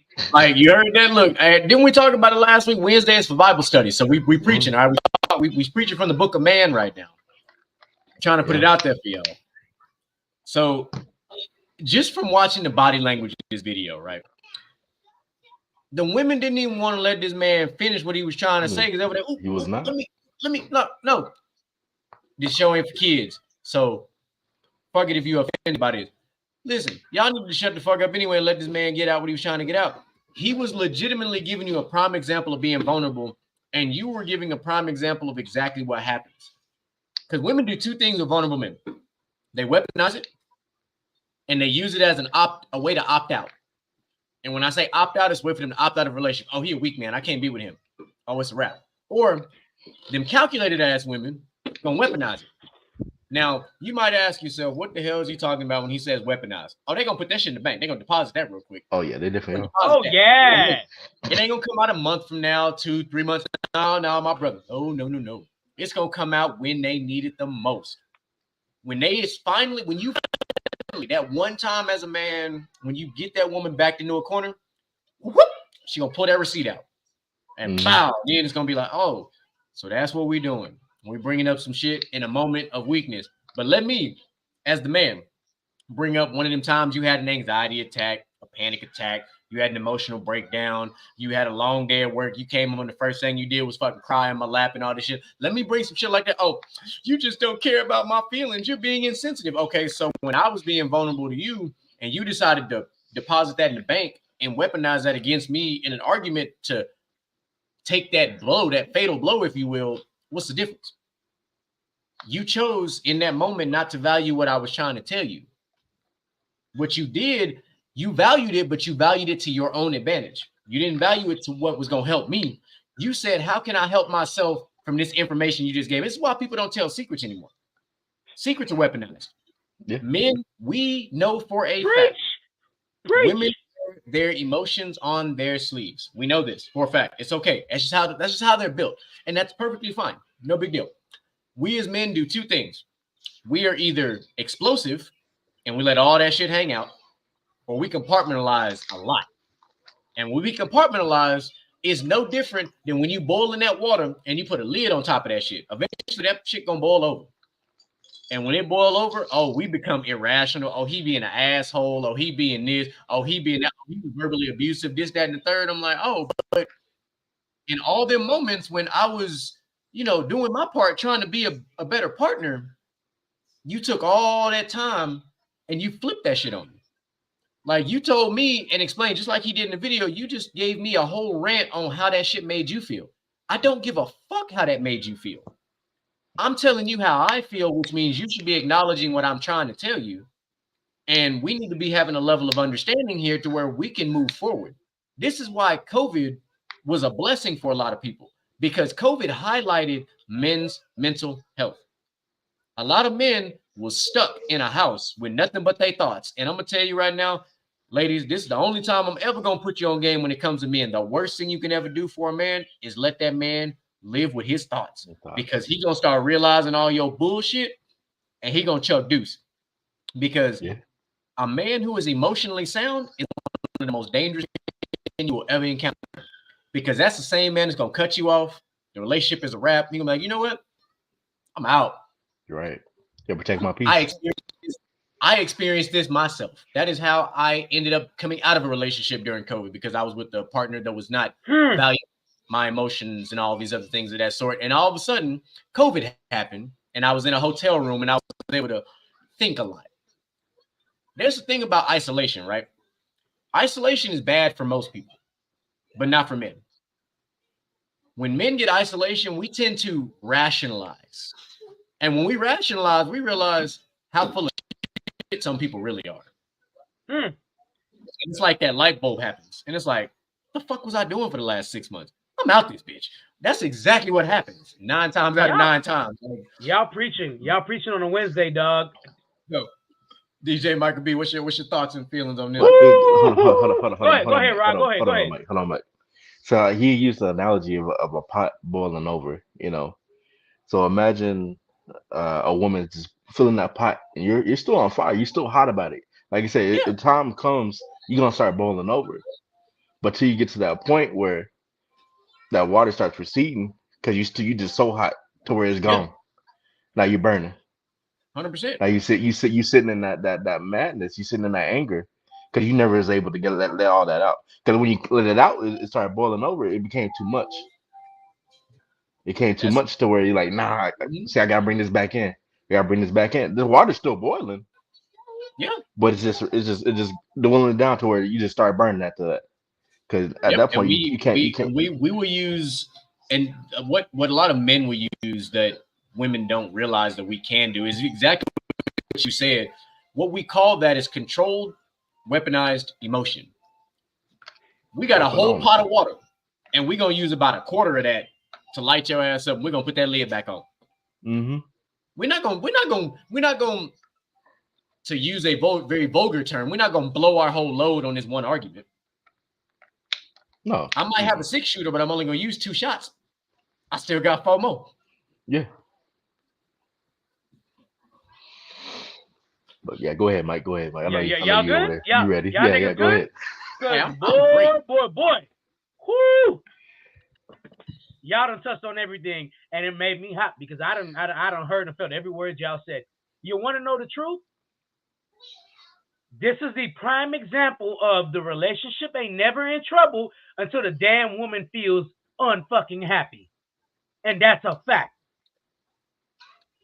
If you're unhappy in a relationship, you're expected to deal with it and move and just figure it out, because there's no reason from your family or whoever. So you were going through something. What that got to do with her, this and that. But the minute she feels some type of way, well, what the fuck was you doing to her? This and that. No. You see, I'm going to take the different approach. This is why women should shut up. And when the guys say, hey, me and my friends are going out to the bar, you should shut up and let them go. Hey, I'm going to go hang out with my friends. Shut up and let them go. Let me tell you something. GQ can attest to this. My boy Rock can attest to this. All three of us are blessed where we have a circle where we can go to and vent what the hell is going on in our lives and get positive feedback. I have LXG on this side with GQ. I have my brothers from church on this side with Rod, where I can vent and this and that. And there's no judgment pass. But you can't do that with females because the minute you do it with females, like you said, it's going to be a receipt. 5 months down the road, some shit that you done got through and forgot. Oh, well, your soft ass, what about this time with this, and that? Mm-hmm. Hell, females can't do that with each other. Yeah. Exactly. Because that gets utilized on them too. Yeah. Because we know for a fact, and I don't care if any woman in America and the world is listening, we know the Achilles heels of the female species is accountability. Well, you I said it. Yeah. My name is Mr. GQ, and I said that. I'm sorry. Wait a minute. What you said? What you said? You know what I said? Accountability. I'm a military man. Accountability is what we do best. No. That word don't even exist in the female vocabulary. Get the fuck out of here. Bullshit, it exists in my vocabulary. Accountability. Where it's at. Oh, you ain't got it? It's cool. Because whether you're dealing with a narcissist type female, whether you're dealing with a sociopathic type female, or you're just dealing with a crazy one, which is also highly possible, depending on your situation, accountability never comes to light. No matter how the argument goes, even if you are 100% in the right, and we've seen this, we got 3 different types of men in this conversation. So check this shit out. We've all seen this where the woman will be the one that cheated on the dude and be like, I did this because of what you did. Wait. Let's use the right phrase. Use the right phrase. I didn't cheat. I acted accordingly. Let's use the right phrase here. That's what the fucking phrase is. I didn't cheat. I acted accordingly. See, that's different. There's 2 different type of women. There's I did it because I wanted to, and I did it because you didn't act up. You didn't say enough. Because that's where it points to. Some women want a man that say, okay, this is how I'm feeling, but they can't handle that. Yeah. They can't handle that. That's how I'm feeling. Like, I'm feeling like this. Let me tell you something. I one up you on even that one when you were like, how women feel. Cat Williams once said, hey, this nigga destroyed my self-esteem. Bitch, is the esteem of your motherfucking self. It is the esteem of your motherfucking self. Anything with the word self in front of it ain't got shit to do with me. Right. You just don't. Because when you talk about it in the scope of a relationship, right? I didn't say a canoe. I didn't say anything. I said a relationship. We know for a fact that a ship is a giant vessel that is controlled by more than one person, which means it takes multiple people to make it happen. So in the scope of a relationship in general, if you're not communicating properly, not you telling me what the fuck going on and I'm just listening and saying, okay, babe, no, not that. We both talking. We both getting our points out. We're understanding and respecting each other's values and opinions and actually having a legitimate partnership. Then what do we have? Because even last year, J. Cole had an interview where he even talked about it, and he said relationships ain't the same no more. We don't have long-lasting relationships no more. There are no more of these 20, 30, 40, 50-year relationships no more because love is temporary in this area that we live in right now. And he wasn't wrong. He really wasn't. Let's keep it a buck. I can use my own self as I can use myself as an example because I am now 34 years old and I am on my second marriage. So welcome clearly to the show, ladies and gentlemen. Wrong. Welcome, King Peddington. Welcome to the my boy. We're gonna call it the fuckery, man. We're gonna call it the fuckery. How y'all doing, man? We are in the midst of the accountability session going on. Since you just got on here, Rod, this is Moo. Moo, this is Rod. That's my partner from church. That's my partner from the sideline. Let's get it in. So I hope you've been listening, Moo. So you got something to say. Color. I'll go ahead. You can go ahead and finish. You can go ahead and finish off. Go ahead and finish off. No. So I mean, I'm ending it very simply with there. I think in nowadays in 2023, I don't think we have true partnerships. I don't think we have true teams anymore. Like when I got with my wife, I was looking for a teammate. And that's what I got. That's what I was looking for. I was genuinely looking for a teammate. I don't give a fuck about anything else. I wanted a teammate because when you're an athlete and you play sports and you have teammates, your teammates always got your back no matter what. Point blank, period. I don't care what your shortfalls are. I don't care what your flaws are. I care about what you and I can do to make this successful. That's true. That is me and my wife. My wife is my teammate. Point blank. All right. So I've been listening for a while, right? You know, I've been kind of handling some things over here, but I've been listening, right? And what GQ said couldn't resonate with me more only because it was really the same thing with me and my wife, because like, and I was just talking about this yesterday, right? When a lot of people ask me, oh, why, like, how did you and your wife come about? Because we went to high school together, right? But we weren't the high school sweethearts that everybody thought we were. You know, things that, oh, you guys were together since high school. No, she ain't like me in high school. I'm gonna keep it a bean. She ain't fuck with me like that in high school. You feel me? But there was a point in time where I'm in college, right? I'm single. I'm not really talking to anybody like that. And like, I'm working, I'm going back and forth, you know what I'm saying? Like, I'm trying to graduate, I'm grinding, right? And the people that the women that I was talking to at the time, they understood the grind, but not to the level of my wife, right? There was a lot of people that, you know, wanted to kick it or whatever the case may be, but you know what I'm saying? I'm in college, I don't have no car, you feel me? I barely got a job, right? Like, I gotta pay bills or stuff like that. I don't have a lot, you know what I'm saying? Nigga, a real college student out here. I'm trying to tell you, broke ass college student is a real thing. Really thugging, you know what I'm saying? You feel me? Like, I'm talking about like no car. I was walking miles and miles. Like, I had to walk 5 miles to and from work, literally. You feel me? Yes, after practice type shit. You feel me? So like just having all of that, bro, and her seeing all of that and living out here where I'm at right now in Sacramento, and I'm living in the Bay Area, which is legit 2 hours away. You feel me? And us talking on the phone and, you know, texting throughout the day. And like, we used to talk on the phone so much, bro. My roommates used to get pissed. Like, they used to come in the room, like, bro, you still on the phone, bro? You been on the phone with this girl all day. Like, this is my best friend, bro. Like, you feel me? Like, this type of relationship we have. But I bet they said you was cupcaking, huh? Oh, cupcake, no feeling. I ain't got time. Got the legs kicking back and forth. Turn back real quick. Come on now. Feet on the wall. Okay, Kevin Durant. Okay, Kevin Durant. All that, man. You feel me? I was big cupcake, and I had no shame in my game, bro. You feel me? Because the type of connection that we developed, the type of connection that we had, it was different than the other girls that I was, you feel me, that I was talking to at the time, right? Other girls, I can already felt like they wanted to use me for something, right? I'm a football player. They're going to use me for the image. They know I'm going somewhere, so they want to use me for basically what they see in the future, right? But I got this girl, right? And just tell me, right? If just rock with me and let me know, right? You got this girl, right? And you feel me? You talking to her every single day, right? She's starting to break you down a little bit, right? Did you eat today?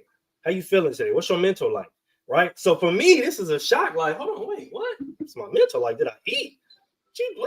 What you talking about, right?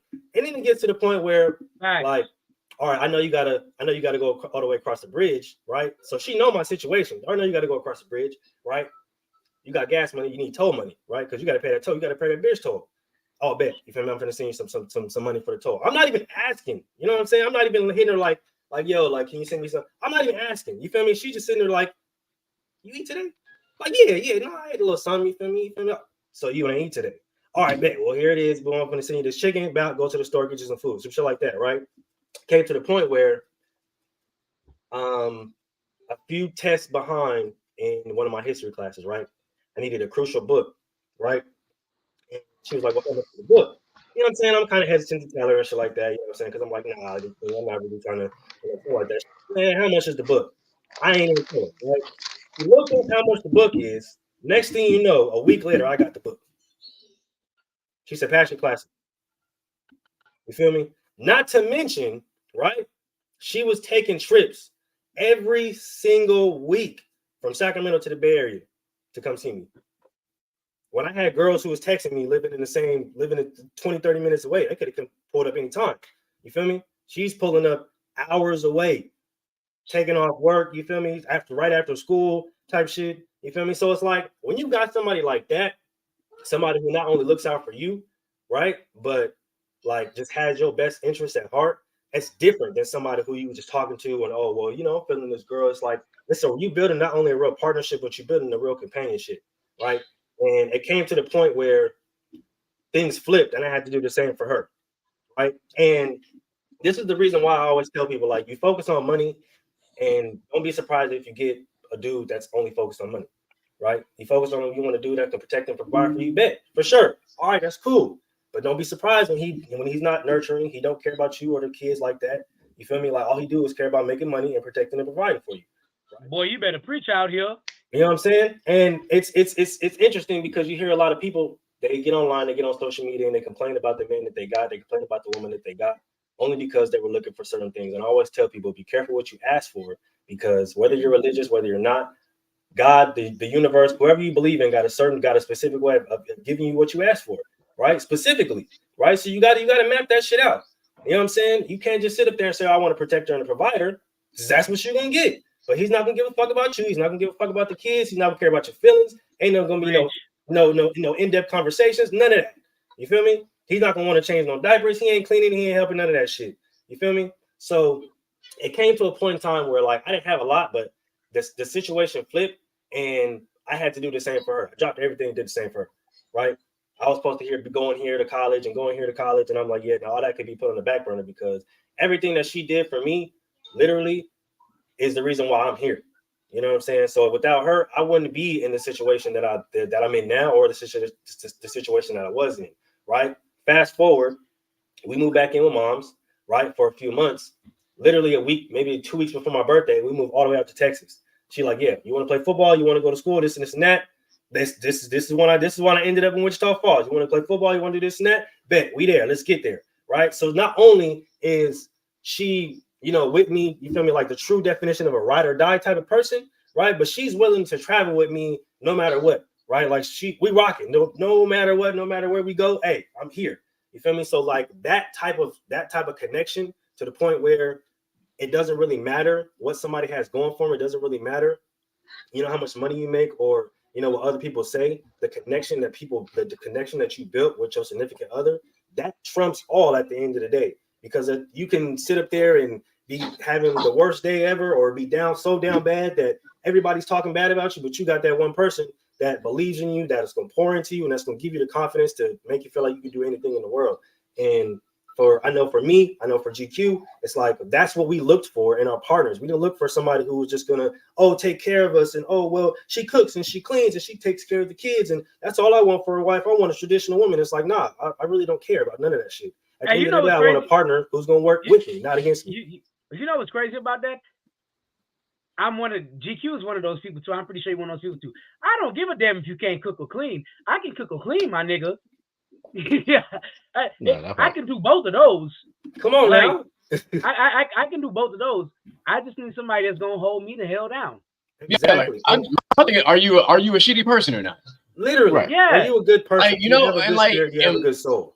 Yeah, and everything that Mulich said ties into something very simple.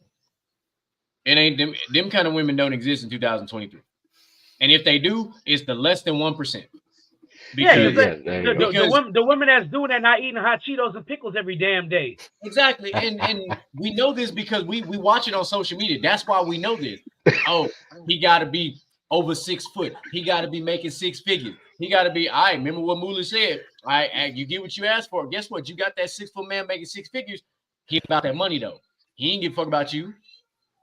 Bro, like, it's so crazy. It's so crazy that you bring that up because I'm not gonna call the name on here because GQ know who it is, and I think Rod and you know we kind of know who it is. Free clout, fuck that shit. Right, but I have a homegirl who was like that. She was just like, I want a 6 foot guy, a guy that makes 6 figures, this and that, and she got one. What you think that entailed? Him beating her, doing all kind of shit and all that. And I was like, I kept on telling her over and over again. I said, you are in a relationship with the wrong person. And you might think I'm saying that because I'm your homeboy, this and that, and I want to get with you, but that's not the truth. I'm telling you, as a friend, you're with the wrong person. Fast forward 7 years later, she's married now and things like she got a kid. She has a nice home. She has a a very good husband. I know a husband. Me and a husband are very fucking cool. I go over there a lot. So, like Moo said, hey, be careful what you wish for. Because a nigga about his money will put his money first every single time. I've seen it every time. Single time. See, I don't give a damn if they're not going to give a damn if you sick, if you hurt, whatever you going through. They don't give a damn if you had a bad day. Hey, well, that's all right, but I got to go make this money. And I'm out every single time. You want a nigga that make all that money, but you can't deal with a nigga that make all that money. That's the problem. You're right. So when it comes down to it, it's like if you find a lady that supports you and ride with you, you can be at your lowest. You can be no job, no car, don't know where you're getting food from, and they pour into you to where they elevate you and get you to where you trying to be. I'm gonna feed back into her. That's it. That's it. That's how I'm gonna do what I do as a man, and I'm gonna feed you. You would think that's so easy to understand. You let me get mine. I'm gonna let you get yours for sure. Like there's no ands, if, buts about it. If you support me, if you let me be the man I need to be, or give me to the where I need to be, I'm gonna pour everything I have back into you and get to where you need to be. And we're gonna have this partnership that's gonna be a beautiful thing. It's gonna be a great thing. We're gonna build a foundation, and we're gonna build off of that. We put God first and in everything we're doing here. And we can like, if we're down, hey, let's pray about it real quick. Let's pray about it real quick. Let's get to where we need to get to. Let's get to it in the spirit. Like, hey, you feeling down? Let's go. If you find a woman like that, well, you find a gold mine. Don't let that go. That's what Bob Marley was talking about. That's exactly what they were talking about. It's so much preaching going on. It's fantastic. So let's talk about the fun part of it. This is my favorite. This is everything that Micah said, and then what Rob finished off with is the perfect segue into this next video. We talk about it, right? We talked about women looking for different and certain types of men and all this shit. So them women that say they want that man, that strong-minded man, this is for y'all. Run it. Women are seriously ready for emotionally intelligent men. Kitty, what do you think? Okay, let's talk about what emotional intelligence comes with before we even get into this conversation, okay? We're talking about you wanting a man who is tolerant, who regulates his emotions, who also knows how to manage your emotions. But you're also talking about a man who knows how to navigate his sensitivities and everything else when it comes to that. But you have to consider that an emotionally intelligent man is good at cutting people off when he sees that your sensitivities bring too much reactivity. When he sees that you cannot regulate your emotions, when he sees that you have a low tolerance. This type of man that you are asking for is a man who will walk you out the door in a heartbeat. If he feels like you are disrupting his peace. If he feels like there's any level of disrespect, because there's a lot that comes with emotional intelligence. So if you asking for that, you got to come with the same level of emotional intelligence as well. Okay? That comes with a number of factors. So if you are a woman who knows that even though you may be sensitive to certain things like criticism, rejection, because you're not always going to be accepted. Sometimes he's going to bounce back. And sometimes he's going to say, I don't agree with your opinion. Sometimes he's going to say, I don't like those thoughts. Sometimes he's going to say, I don't like the way you speak to me. If you're not ready for that, don't be asking for an intelligent man. Hey, she was on there preaching. Oh, so word. When it came to Houston, I wanted to go see them. And she stayed with that same energy. She stayed with that same energy the whole show. What's beautiful about that is that came directly out of a woman's mouth. It did. That's the best part. That's the most beautiful thing about everything that we finna react to here is that it came because we talked about it. We talked about this not too long ago, and we said when you get a man that's fully in tune with himself, that's the most dangerous man you can come across. That whole video just talked about it. It's called an emotionally intelligent man. When a man is fully intact and fully in control, you're in trouble. Because I know one. There's one on this panel right now. His name is DJ Micah B. And I'm going to tell you like this, because I've known this man for a very long time. I can count on one hand in our entire relationship how many girlfriends this man done had. This Ain't is lying. the man. And you know it. My boy don't take no shit, man. Cut that off. Yeah. I ain't It's never gonna take a met him, strong by woman with that definition. man. He's Caribbean. He don't take no shit, man. Hey, Don't play with him. No, it ain't even about me not taking no shit or none of that. Let me tell y'all what it's really about. If you're going to sit there and critique me, and I sit there and take the critique, and you're talking about, I don't like the way you do this, I don't like the way you do that, I don't like the way we're going about this and that. When I sit there and tell you, hey, right now, you're looking like a shitty human because this, and this, and you get mad about it to where you're like, no, fuck you, this and that. You know what? I'll catch you later, my dog. The door is right there, and we're done. I am one of those. I don't give a damn. And like, I'm with people, and if I'm with you, yes, I love you. But if the ideologies don't line up, bruh, there's nothing to talk about here. There's absolutely nothing. If I feel you're a shitty person, I'm out the door. I am. If I'm sitting here telling you, hey, I'm going out with GQ, or I'm going GQ and LXG, or I'm going out with Rod and my brothers at church, and you still have a problem with that, I'm like, well, it's my time to vent. Well, why you don't vent to me? I do vent to you, nigga. You don't fucking listen. That's really what it is. Yeah. Y'all are laughing because y'all know it's the damn truth. Absolutely. And you're like, hey, you want to respond? You don't tell me shit about this, and that. You don't ever tell me. I'm like, nigga, I tell you every day. But if you don't want to listen, that ain't my goddamn problem. If you don't want to listen, I'm not gonna waste my breath and keep being with you. I'm supposed to come home and you're supposed to be my peace and my comment effect. But if I come home and you're causing me more grief, but when you come home and I'm off, you expect me to be your comment effect? Hell, it don't work like that. Hell no. It definitely don't work like that. And and when I say it don't work like that, it don't work like that. There's no reason shit. I will tell you I am fed up with how you are when it comes to when I'm venting to you and telling you this and this and how I feel. If you don't think anything I say is it matters, fuck we in a relationship for. Why? Exactly. And I don't give a damn about saying it on the podcast either. Yeah. People might think I'm soft, and I don't give a fuck. Nah. See, when it comes down to being an emotionally intelligent man with a non-emotionally intelligent woman, it's not gonna work. Nope. And being a non-intelligent woman agreeing with a non-intelligent man, it's not gonna work either. Because if I'm telling you how I feel about something and you feel attacked every time, and we have no conversation, you're gonna yell at me. Why does it feel like nah? Calm the hands down. I'm gonna have a conversation with you. I'm having a conversation with you. Calm that neck down. You're loud. You're real loud. We're having Why a you conversation. feel like this and that? Yeah. Yeah. And or Why you hit me with speaking truth? Right. You shouldn't feel like that because I feel like that because I'm my nigga out here speaking facts, dog. I'm allowed to feel some kind of way.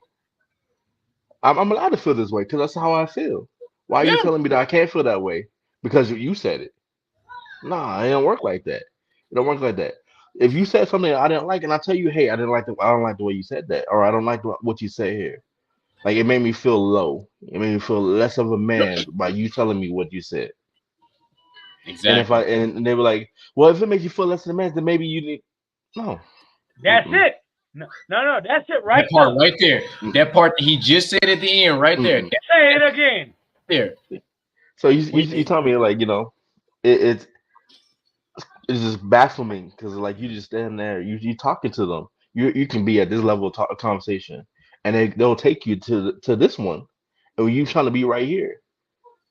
So I've gotten to the point where like you're being emotionally intelligent now. I'm grown so much from past relationships to where I don't argue no more. I ain't gonna argue with you. What am I arguing for? What am I arguing for? Hey, Ron, what you mad for? Before you go any further, let me my girlfriend now might kill me, but I don't give a damn. I'm gonna let y'all in on something real quick, right? Sorry. So hey, I don't care. No, because according to her, we've grown past this, and if we haven't grown past this, she's still holding on to the past. So we would talk on the phone, and at my house, I don't get good service most of the time, right? So you know this to be. GQ noticed to be fact too. I don't get good service. The phone is cut straight off. So I will call her back, and every time I call back, she, I'm like, what you got an attitude? What's the problem? What's the problem? Over and over again. It's like, if you got an attitude problem like that, I'm getting off the phone. Oh, I wish you would. I bet. Watch this. Yeah, what? Hey, GQ, you know exactly how I am too, dog. Last time I checked, it's a red button with a phone pointing down. Right. Moo over there laughing because Moo know me enough now too to know what you think happened next, Moo. I bet. I'm gonna talk to you later. And then look, fucking with me, I got an iPhone, so I got the AirPods in. Quick pass turn. I'm putting it up at that point. I'm putting it up at that time. I love this because it exhibits the energy that I would actually exhibit, bro. Like, first of all, the second I'm hanging up on you. I ain't even gonna lie to you. Oh yeah. The second you got 2 and I'm gone straight up. And then you're gonna text me like, why are you mad? Or you're gonna call me back. This is gonna happen because I've been through this before. This is gonna happen. You're gonna call me back like, why did you hang up on me? Because you right? Oh, so you got attitude. Nah, I don't got attitude, but you're not gonna sit there. You do. You're not gonna sit there me all day, okay? Because this is the thing about me, right? And a lot of people know this about me. I hate talking on the goddamn phone, right? I only do it to people that I actually really fuck with, right? Or if there's a story, whatever the case may be. If you feel like you can't text it, go ahead, man, call me, we'll chop it up. But I don't like talking on the motherfucking phone. So if you feel like you gotta waste my time, I'm hanging up on you, gang. I'm hanging up on you. And if you call me back on the same bullshit, I'm gonna hang up on you again. And I'm liable, and everybody in my family knows this, I'm liable to block your ass. Straight up. You will get blocked for a night. Get off my phone. You will get blocked for a night. Get the fuck I off my phone. I will not put up with it. Straight up. I will not put up with it. And that's the thing, right? A lot of women, right? I'm not gonna say every single woman right out there because I'm not that type of person, but a lot of women directly contribute to the emotional unavailability of men, right? A lot of us grew up with moms, right? And a lot of them are going to put it on dads, right? Oh, the dad told you, the man told you. No, a lot of us grew up with moms telling us not to cry, not to be so soft and blah, blah, blah. You're a little boy and all this shit like that, right? So now when we do start to grow up and start to feel other types of emotions, right? It can be overwhelming, right? And that's the reason why a lot of people say, oh, well, you got to go to therapy, right? And I completely understand that. I can get that, right? But at the end of the day, a lot of people just want to be heard, right? And the thing is about it, right? This is the thing that gets a lot of women. This is what fucks them up in the head, right? A lot of time when women vent to you, they want to be heard, but they don't want solutions.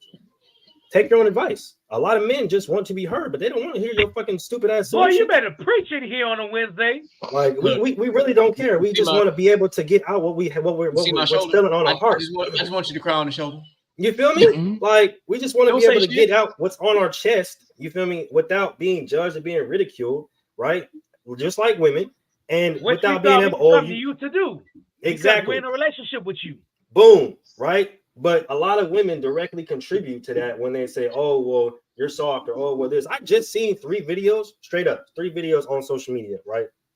Social experiments where the women asked the men, "Was the last time you cried?" And one of the dudes on one of the videos, he literally broke down crying because he had lost his best friend, like literally the last week, right? So he's breaking down crying. At the end of the day, at the end of the show, they do a little interview and they're saying, like, yeah, like he was the most attractive one until he started to cry, right? So it's like, to me, why is it that women can easily break down crying in front of a man easily, and everybody's supposed to just come and run, oh my God, what's wrong, right? But as soon as a man starts to cry, as soon as a man starts to feel, those type of emotions, everybody wants to have a problem with it. Oh, well, why is he crying? Look at Caleb Williams, bro. Everybody's sitting there ridiculing this man for balling out. He balled out, and everybody want to talk about him crying. I can go back to even as far as Tyrese, bro. I can bring up the Tyrese situation. He was a meme for years. He still is a meme. And he just wanted to see his daughter. Put Will Smith in the conversation. You feel me? Will Smith, all of them. Every single time you see a man that's vulnerable, that's trying to take the steps to be emotionally available, to act, to speak on his feelings and let everybody know, hey, this is what I'm holding on. Boom! There are a lot of women that directly contribute to tearing him down, to contribute to him bottling up his emotions and making it so, oh, well, y'all told me to talk. That's exactly what I did, right? It brought me to the point of tears, but then everybody ridiculed me for it. So why am I talking? all right, bet. So I'm just gonna go back and be a quote unquote man, right? Just like how y'all want me to do, right? Because everybody said as soon as you start crying, as soon as you start showing a little emotional intelligence, oh, be a man. Oh, okay, bet. So don't get mad at me because this is exactly what you asked for. Read what you saw. You heard it. So look, let's this is what needs to happen first and foremost. Because Mooley said it, and now I'm gonna expand on it because he talked about, a woman ain't got no problem, breaking down in front of anybody, man, woman, whatever your pronouns are. Just break down. And the immediate reaction is everybody and their mom must rush to the aid, if you will. Now, fuck that. First of all, we need to stop this damsel in distress mentality. All right? Fuck that. Like, if you have a problem, you need to talk to somebody. Like, all right, you broke down. Let me tell you what the fuck I'm going to do. I'm going to look at you. I'm going to let you get your cry out. Sometimes you just need a good cry. That's it. And sometimes that's all, just like sometimes you need to be heard. Sometimes you might just need to cry. When you dry your eyes, you fix yourself and you stop hyperventilating, like your mama just whooped your ass, all that type of shit, When you done, you know how it is when you get that good ass whooping. I'm trying to tell you. So, I'm going to let you get all that out your system first. And then when you collect yourself and become more of a rational person, I'm going to ask you a question. Hey, you good? Like, what's up? Now you got this out your system. What's up?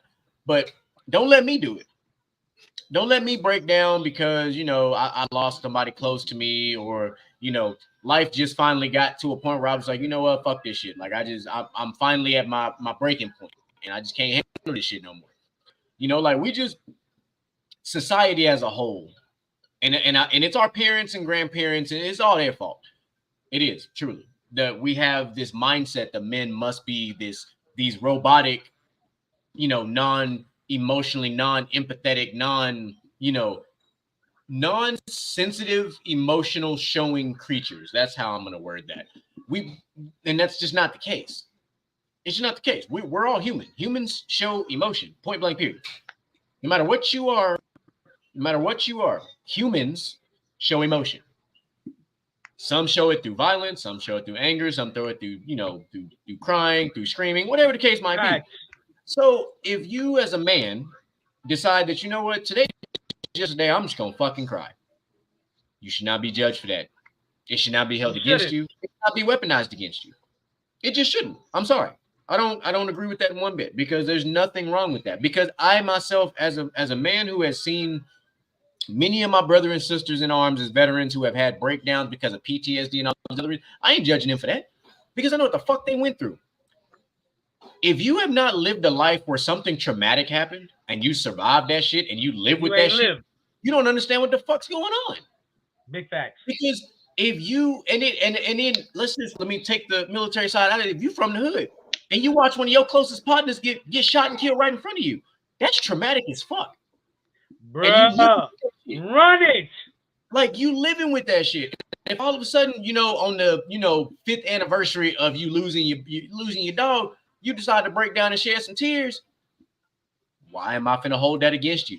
You lost somebody close to you like that. Like, you know what I'm saying? You went through something traumatic, just like men do, just like women do. We all go through things in our lives that affect us differently.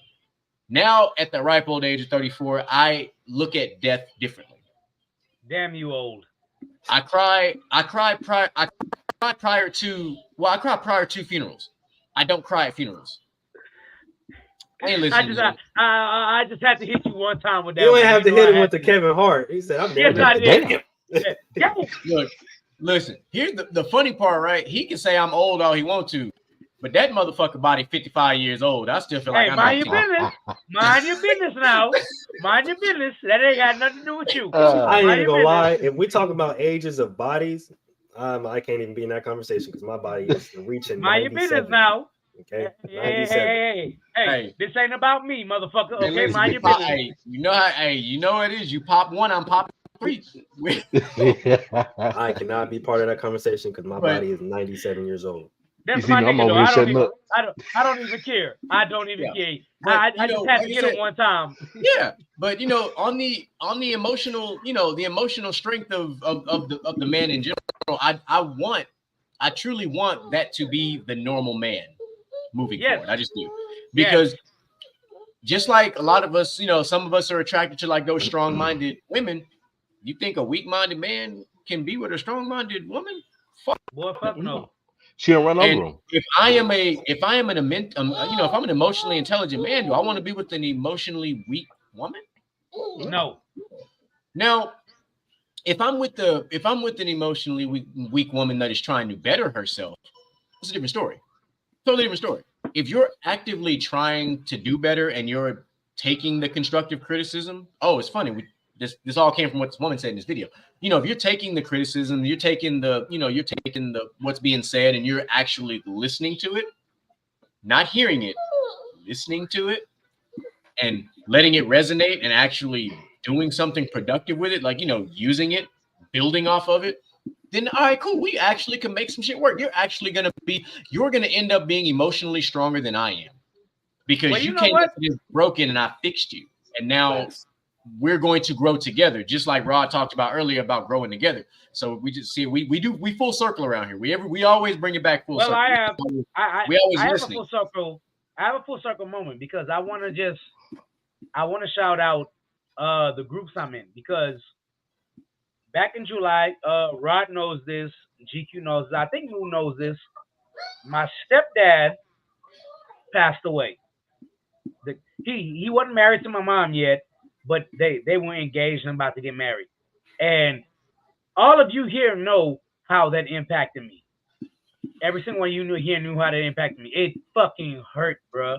It really did. And I didn't know how to tell people. I was just like, man, I don't want to tell nobody because man's supposed to hold it together, this and that. But at one point, Joseph and my girlfriend will tell you, I broke down to the fullest. And Ivan will tell you better than anybody else that I broke down to the fullest. But at one point, it was just like I was just breaking down, and it was kind of like that happened. It was just a straw that broke the camel's back, and that's when I was like, no, I was breaking down for months, and you didn't see. But GQ knew, Rod knew, and Moo all knew. I was going through shit way before that.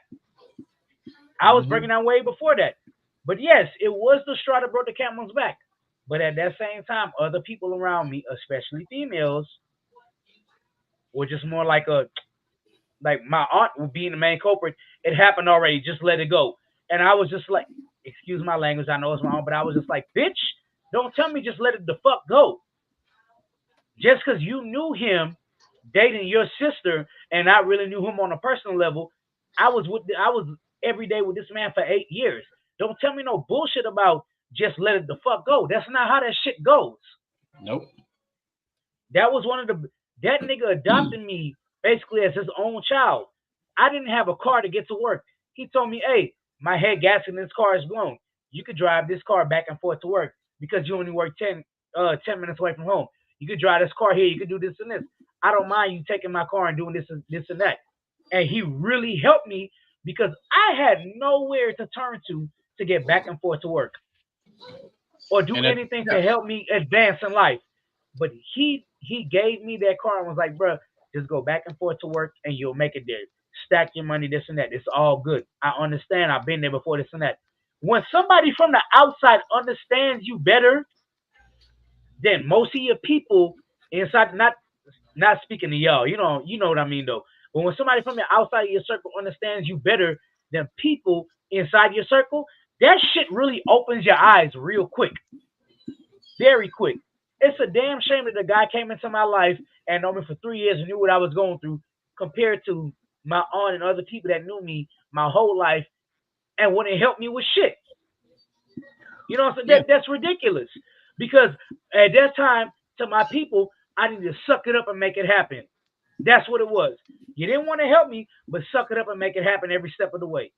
That's why I tell y'all all the time, I'm thankful for LXG. I'm thankful for AMP. I'm thankful for FTSL because we're families out here and we look out for each other all the way. When I tell y'all we push the family narrative around this bitch, we do. Y'all ain't see Boo Wop for a while. What Moo get on Facebook and on Basket to Basket and do?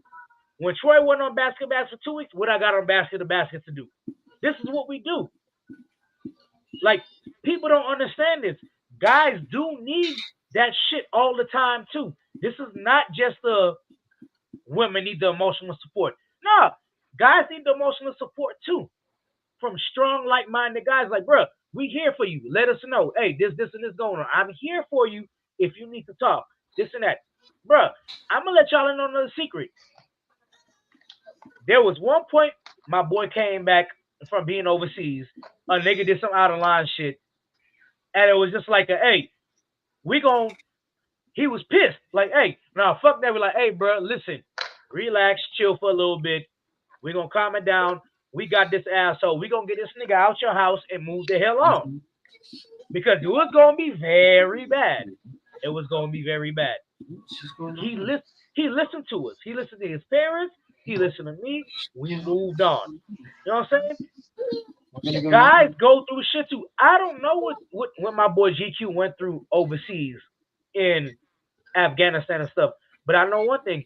He came back home and he was just like, bruh, it was just so much going on. I don't even know what to explain. I say, you ain't got to explain, my nigga. I'm here. If you want to talk, we can talk. You want to hang out? We hang out. We go out. We do whatever. Whatever you want to do to cope, that's what we going to do. As long as it ain't suicide, obviously. And I was with this man 75% of the time. Come on, man. Like, this is ridiculous. Because the fact that we have to have a talk about this just explains even more. Females call every nigga out there soft that got to express their feelings. With all that being said, Rod, you got any last words before I summarize this whole conversation? This whole conversation has been crazy at this point because it's just different, hearing different views on each side of it. Is just eye-opening. You can say eye-opening because it's like when it comes down to it, you have these women on this side that is gonna uplift you and elevate you, that can be emotionally intelligent to where we can grow together. And then you have these other women Stop smoking, move. that aren't emotionally intelligent. That, you know, if you having a conversation with them, they're gonna shut down. And sometimes men don't know how to do is shut down women, so we're gonna leave you. You know. So we're gonna leave. If you're gonna either you're gonna shut down, and not say anything, we're gonna leave you in the dust, or if you're gonna fight with me, I'm gonna leave you in the dust too, because you're gonna interrupt my peace. And we're not gonna do is interrupt my peace at the end of the day. Facts. Because like women, there's some women out there, and I know a couple of them that are emotionally intelligent, that are going to be able to have a conversation with you and not fight with you. And like, hey, this is how I feel. Well, this is how I feel as well. Okay, this is how I feel. This is how I feel as well. So where can we compromise? That's a big word in relationship. Compromising on how we're feeling to where we cannot feel this way again. You know, to where we don't have to come back to this. And when the one big thing about relationships, because relationships change throughout the years. When I first got with you, we can talk about something, but when now I realize you're shut down every time I talk to you about something, we're gonna tear apart. Like, it was cool at first, but you know, now it's not gonna be all right. But if you find somebody that can grow with you, emotionally, spiritually, mentally, all that, you find a good thing. You find to where you're gonna flourish. You're gonna find a woman that you can marry. You know, like GQ said, you find a partnership. You know, what you start looking for is a partnership. Some men don't look for a partnership. They go, this is me. I got this. This is gonna be me the whole time. And sometimes those men are raised by a single woman that weren't emotionally there.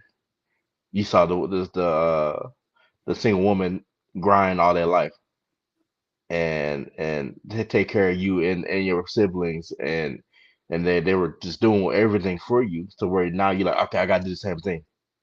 I gotta grind my whole life.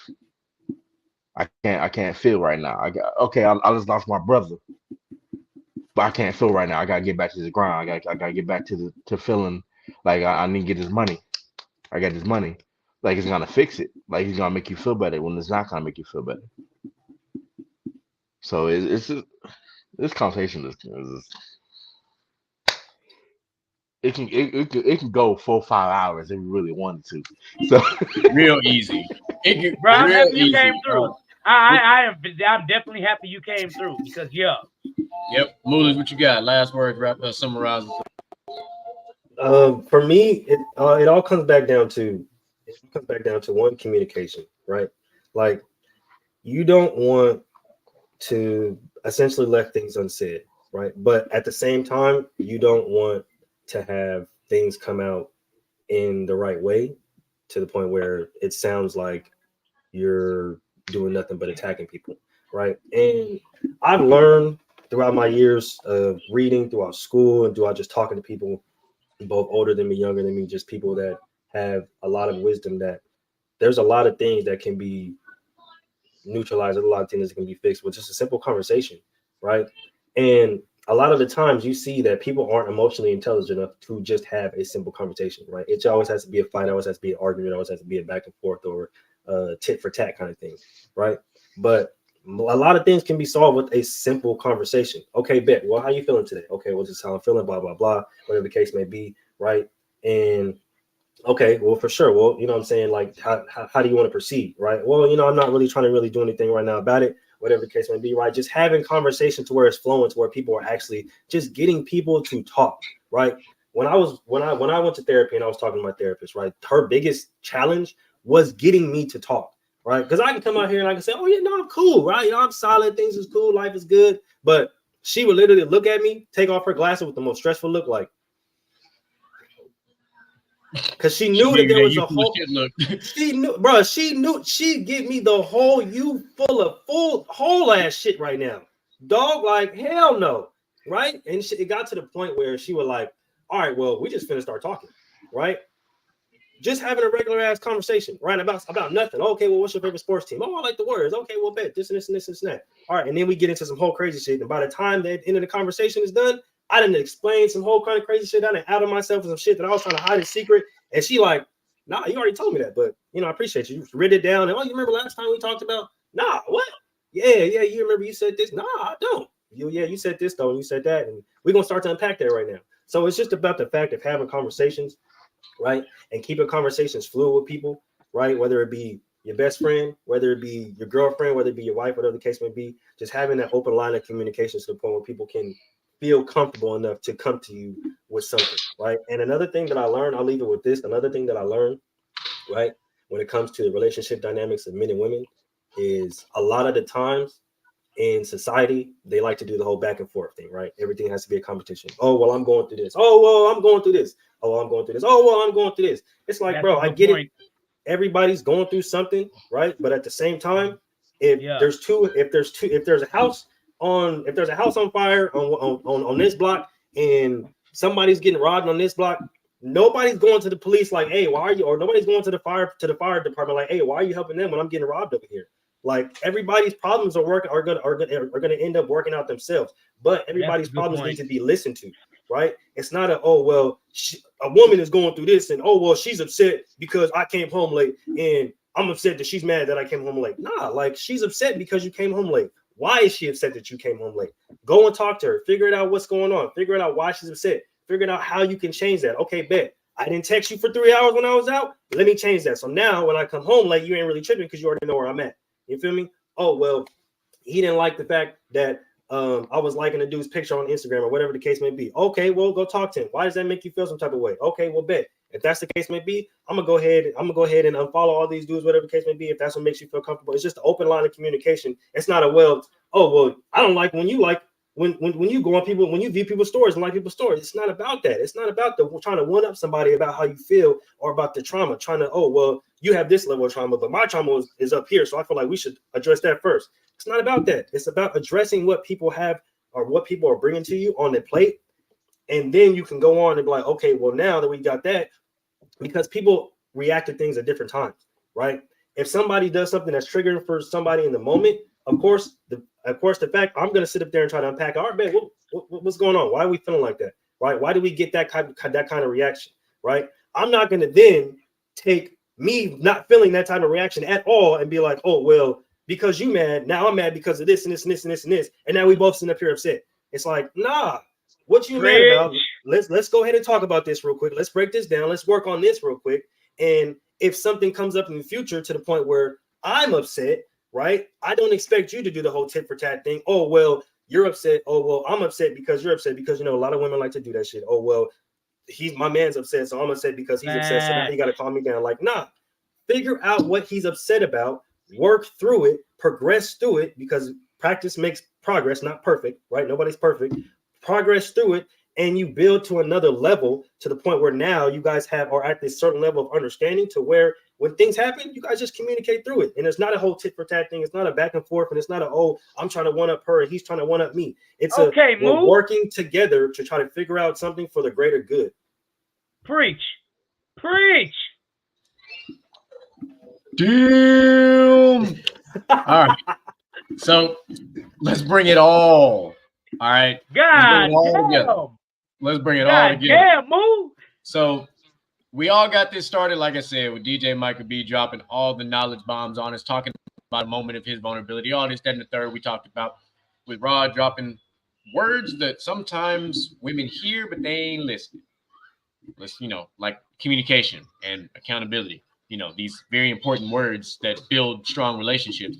And everything that Mula just said, which is very important.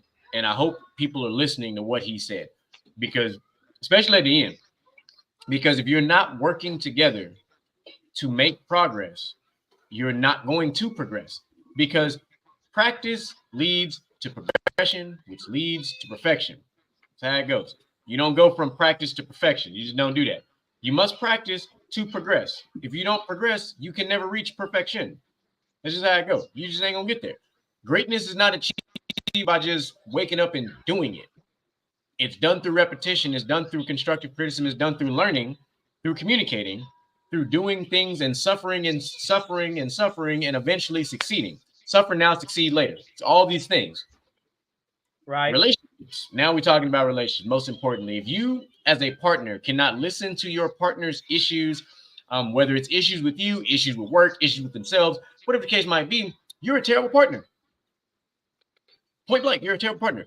You're either a sociopath, you're a fucking narcissist. You're so selfish on self that you don't want to have a partner. Just like with some of the stuff that Rob was talking about. Because if I'm not able to tell you, hey, this is how I feel, well, I understand how you feel, and I'm sorry you feel that way. Let's deep dive, let's break this down. All right, cool. That's the way it should be. Not, oh, well, because you feel that way, it makes me feel this way. No, I don't give a fuck how it makes you feel. That's not the conversation.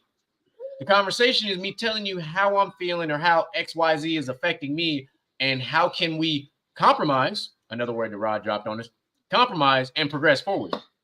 Not, oh, because I said this, you're now pissed off about something that happened 3 weeks ago. I don't give a fuck what happened 21 days ago. What the fuck are we going to do right now in this 24 that's going on right now? It's 24 hours in a day, point blank period. I don't give a fuck what happened 21 days ago at all. I don't care what happened 3 months, 6 months, 9 months ago. What are we going to do right now in this current situation to progress forward? You thinking about shit backwards, you got a backwards ass mindset, and you're not progressively thinking. Your ass is being reactive and not proactive, and I'm not down with that.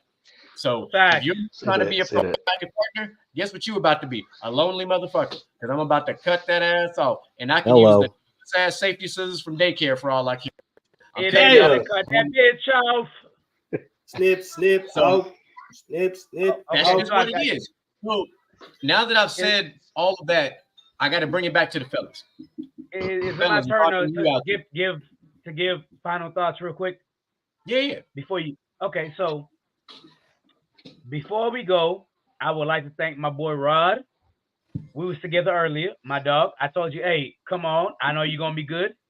Of course, we like to thank Moo every single motherfucking time. Hey. FTSL family. Of course, like I always tell you, tune in tomorrow. We got PDT with Zamora and Willie. Friday, we got the best damn football show, period, with Inside the Huddle. I tell you that every week. I don't care if nobody else believes me. Tune in and you're going to learn something. It doesn't matter. You got GQ, Moolage, and OG Mill every single Friday. Hopefully I can get on one of these days because I want to cook Mill again like I cooked him on B2B, which is Basket to Basket. And of course, on Monday, you come back, we got Basket to Basket. Y'all laughing because y'all know what time this is. Mel going to be like, don't you ever say that again. That you cook me. When he got stir-fried, fried and everything on Monday. Moolage, because Moolage did it to him. But I was in real, that thing cooking like a stir fry. Shout out to the Migos, man. But for real though, I just want to thank both of y'all for coming on the GT tonight, bro. Y'all were cooking, bro. Y'all came on here and did y'all thing, so I appreciate both of y'all. And of course, shout out to the greatest co-host in the world, my boy GQ. We're gonna keep rocking. And of course, the fans, thank you for keep giving us content to talk the hell about. Appreciate you. 100%. See, we do old school Southern cooking around here. So cast iron always hot. All right. Point blank. We stay cooking in this motherfucker. All right. We don't wash cast irons. We just wipe it down with some more oil. All right. We put that back in the Crisco pan so we can come back and cook your ass again next week. This ain't no fucking game around here. All right. We still cook with lard sometimes because some of y'all need that old school type of shit going on. Hell know nothing about that lard, man. I said what I said to simply say this. Fellas, to all the fellas watching it and all the fellas that will watch, learn to open your mouth. All right. Something that my mama told me that applies to this conversation. A closed mouth never gets fed. All right. If you got something going on in your motherfucking mental, find you a circle and put that shit out there. Don't just tell anybody. Because hey, listen, like Ludacris said, you cut the grass and the snakes will show. Don't tell everybody your business, but find you a close circle where you can relate that type of stuff to. Don't compartmentalize that stuff. Don't bottle that stuff in. Find you a group of close people that's like-minded like you, that's trying to progress, not be stuck in the old ways of society. Get them problems out your system so that you can grow and move forward. Those are the closing words. Normally, we would have a real talk segment from GQ, but this whole motherfucking conversation was a real talk today. So I had to bring the beautiful, amazing, astute panel of all these different mindsets out here. So that's what we do. We love y'all. We appreciate y'all. And another fantastic Wednesday. Yeah. And motivation in you and inspire the world to do what you can. If you love it, then fuck it.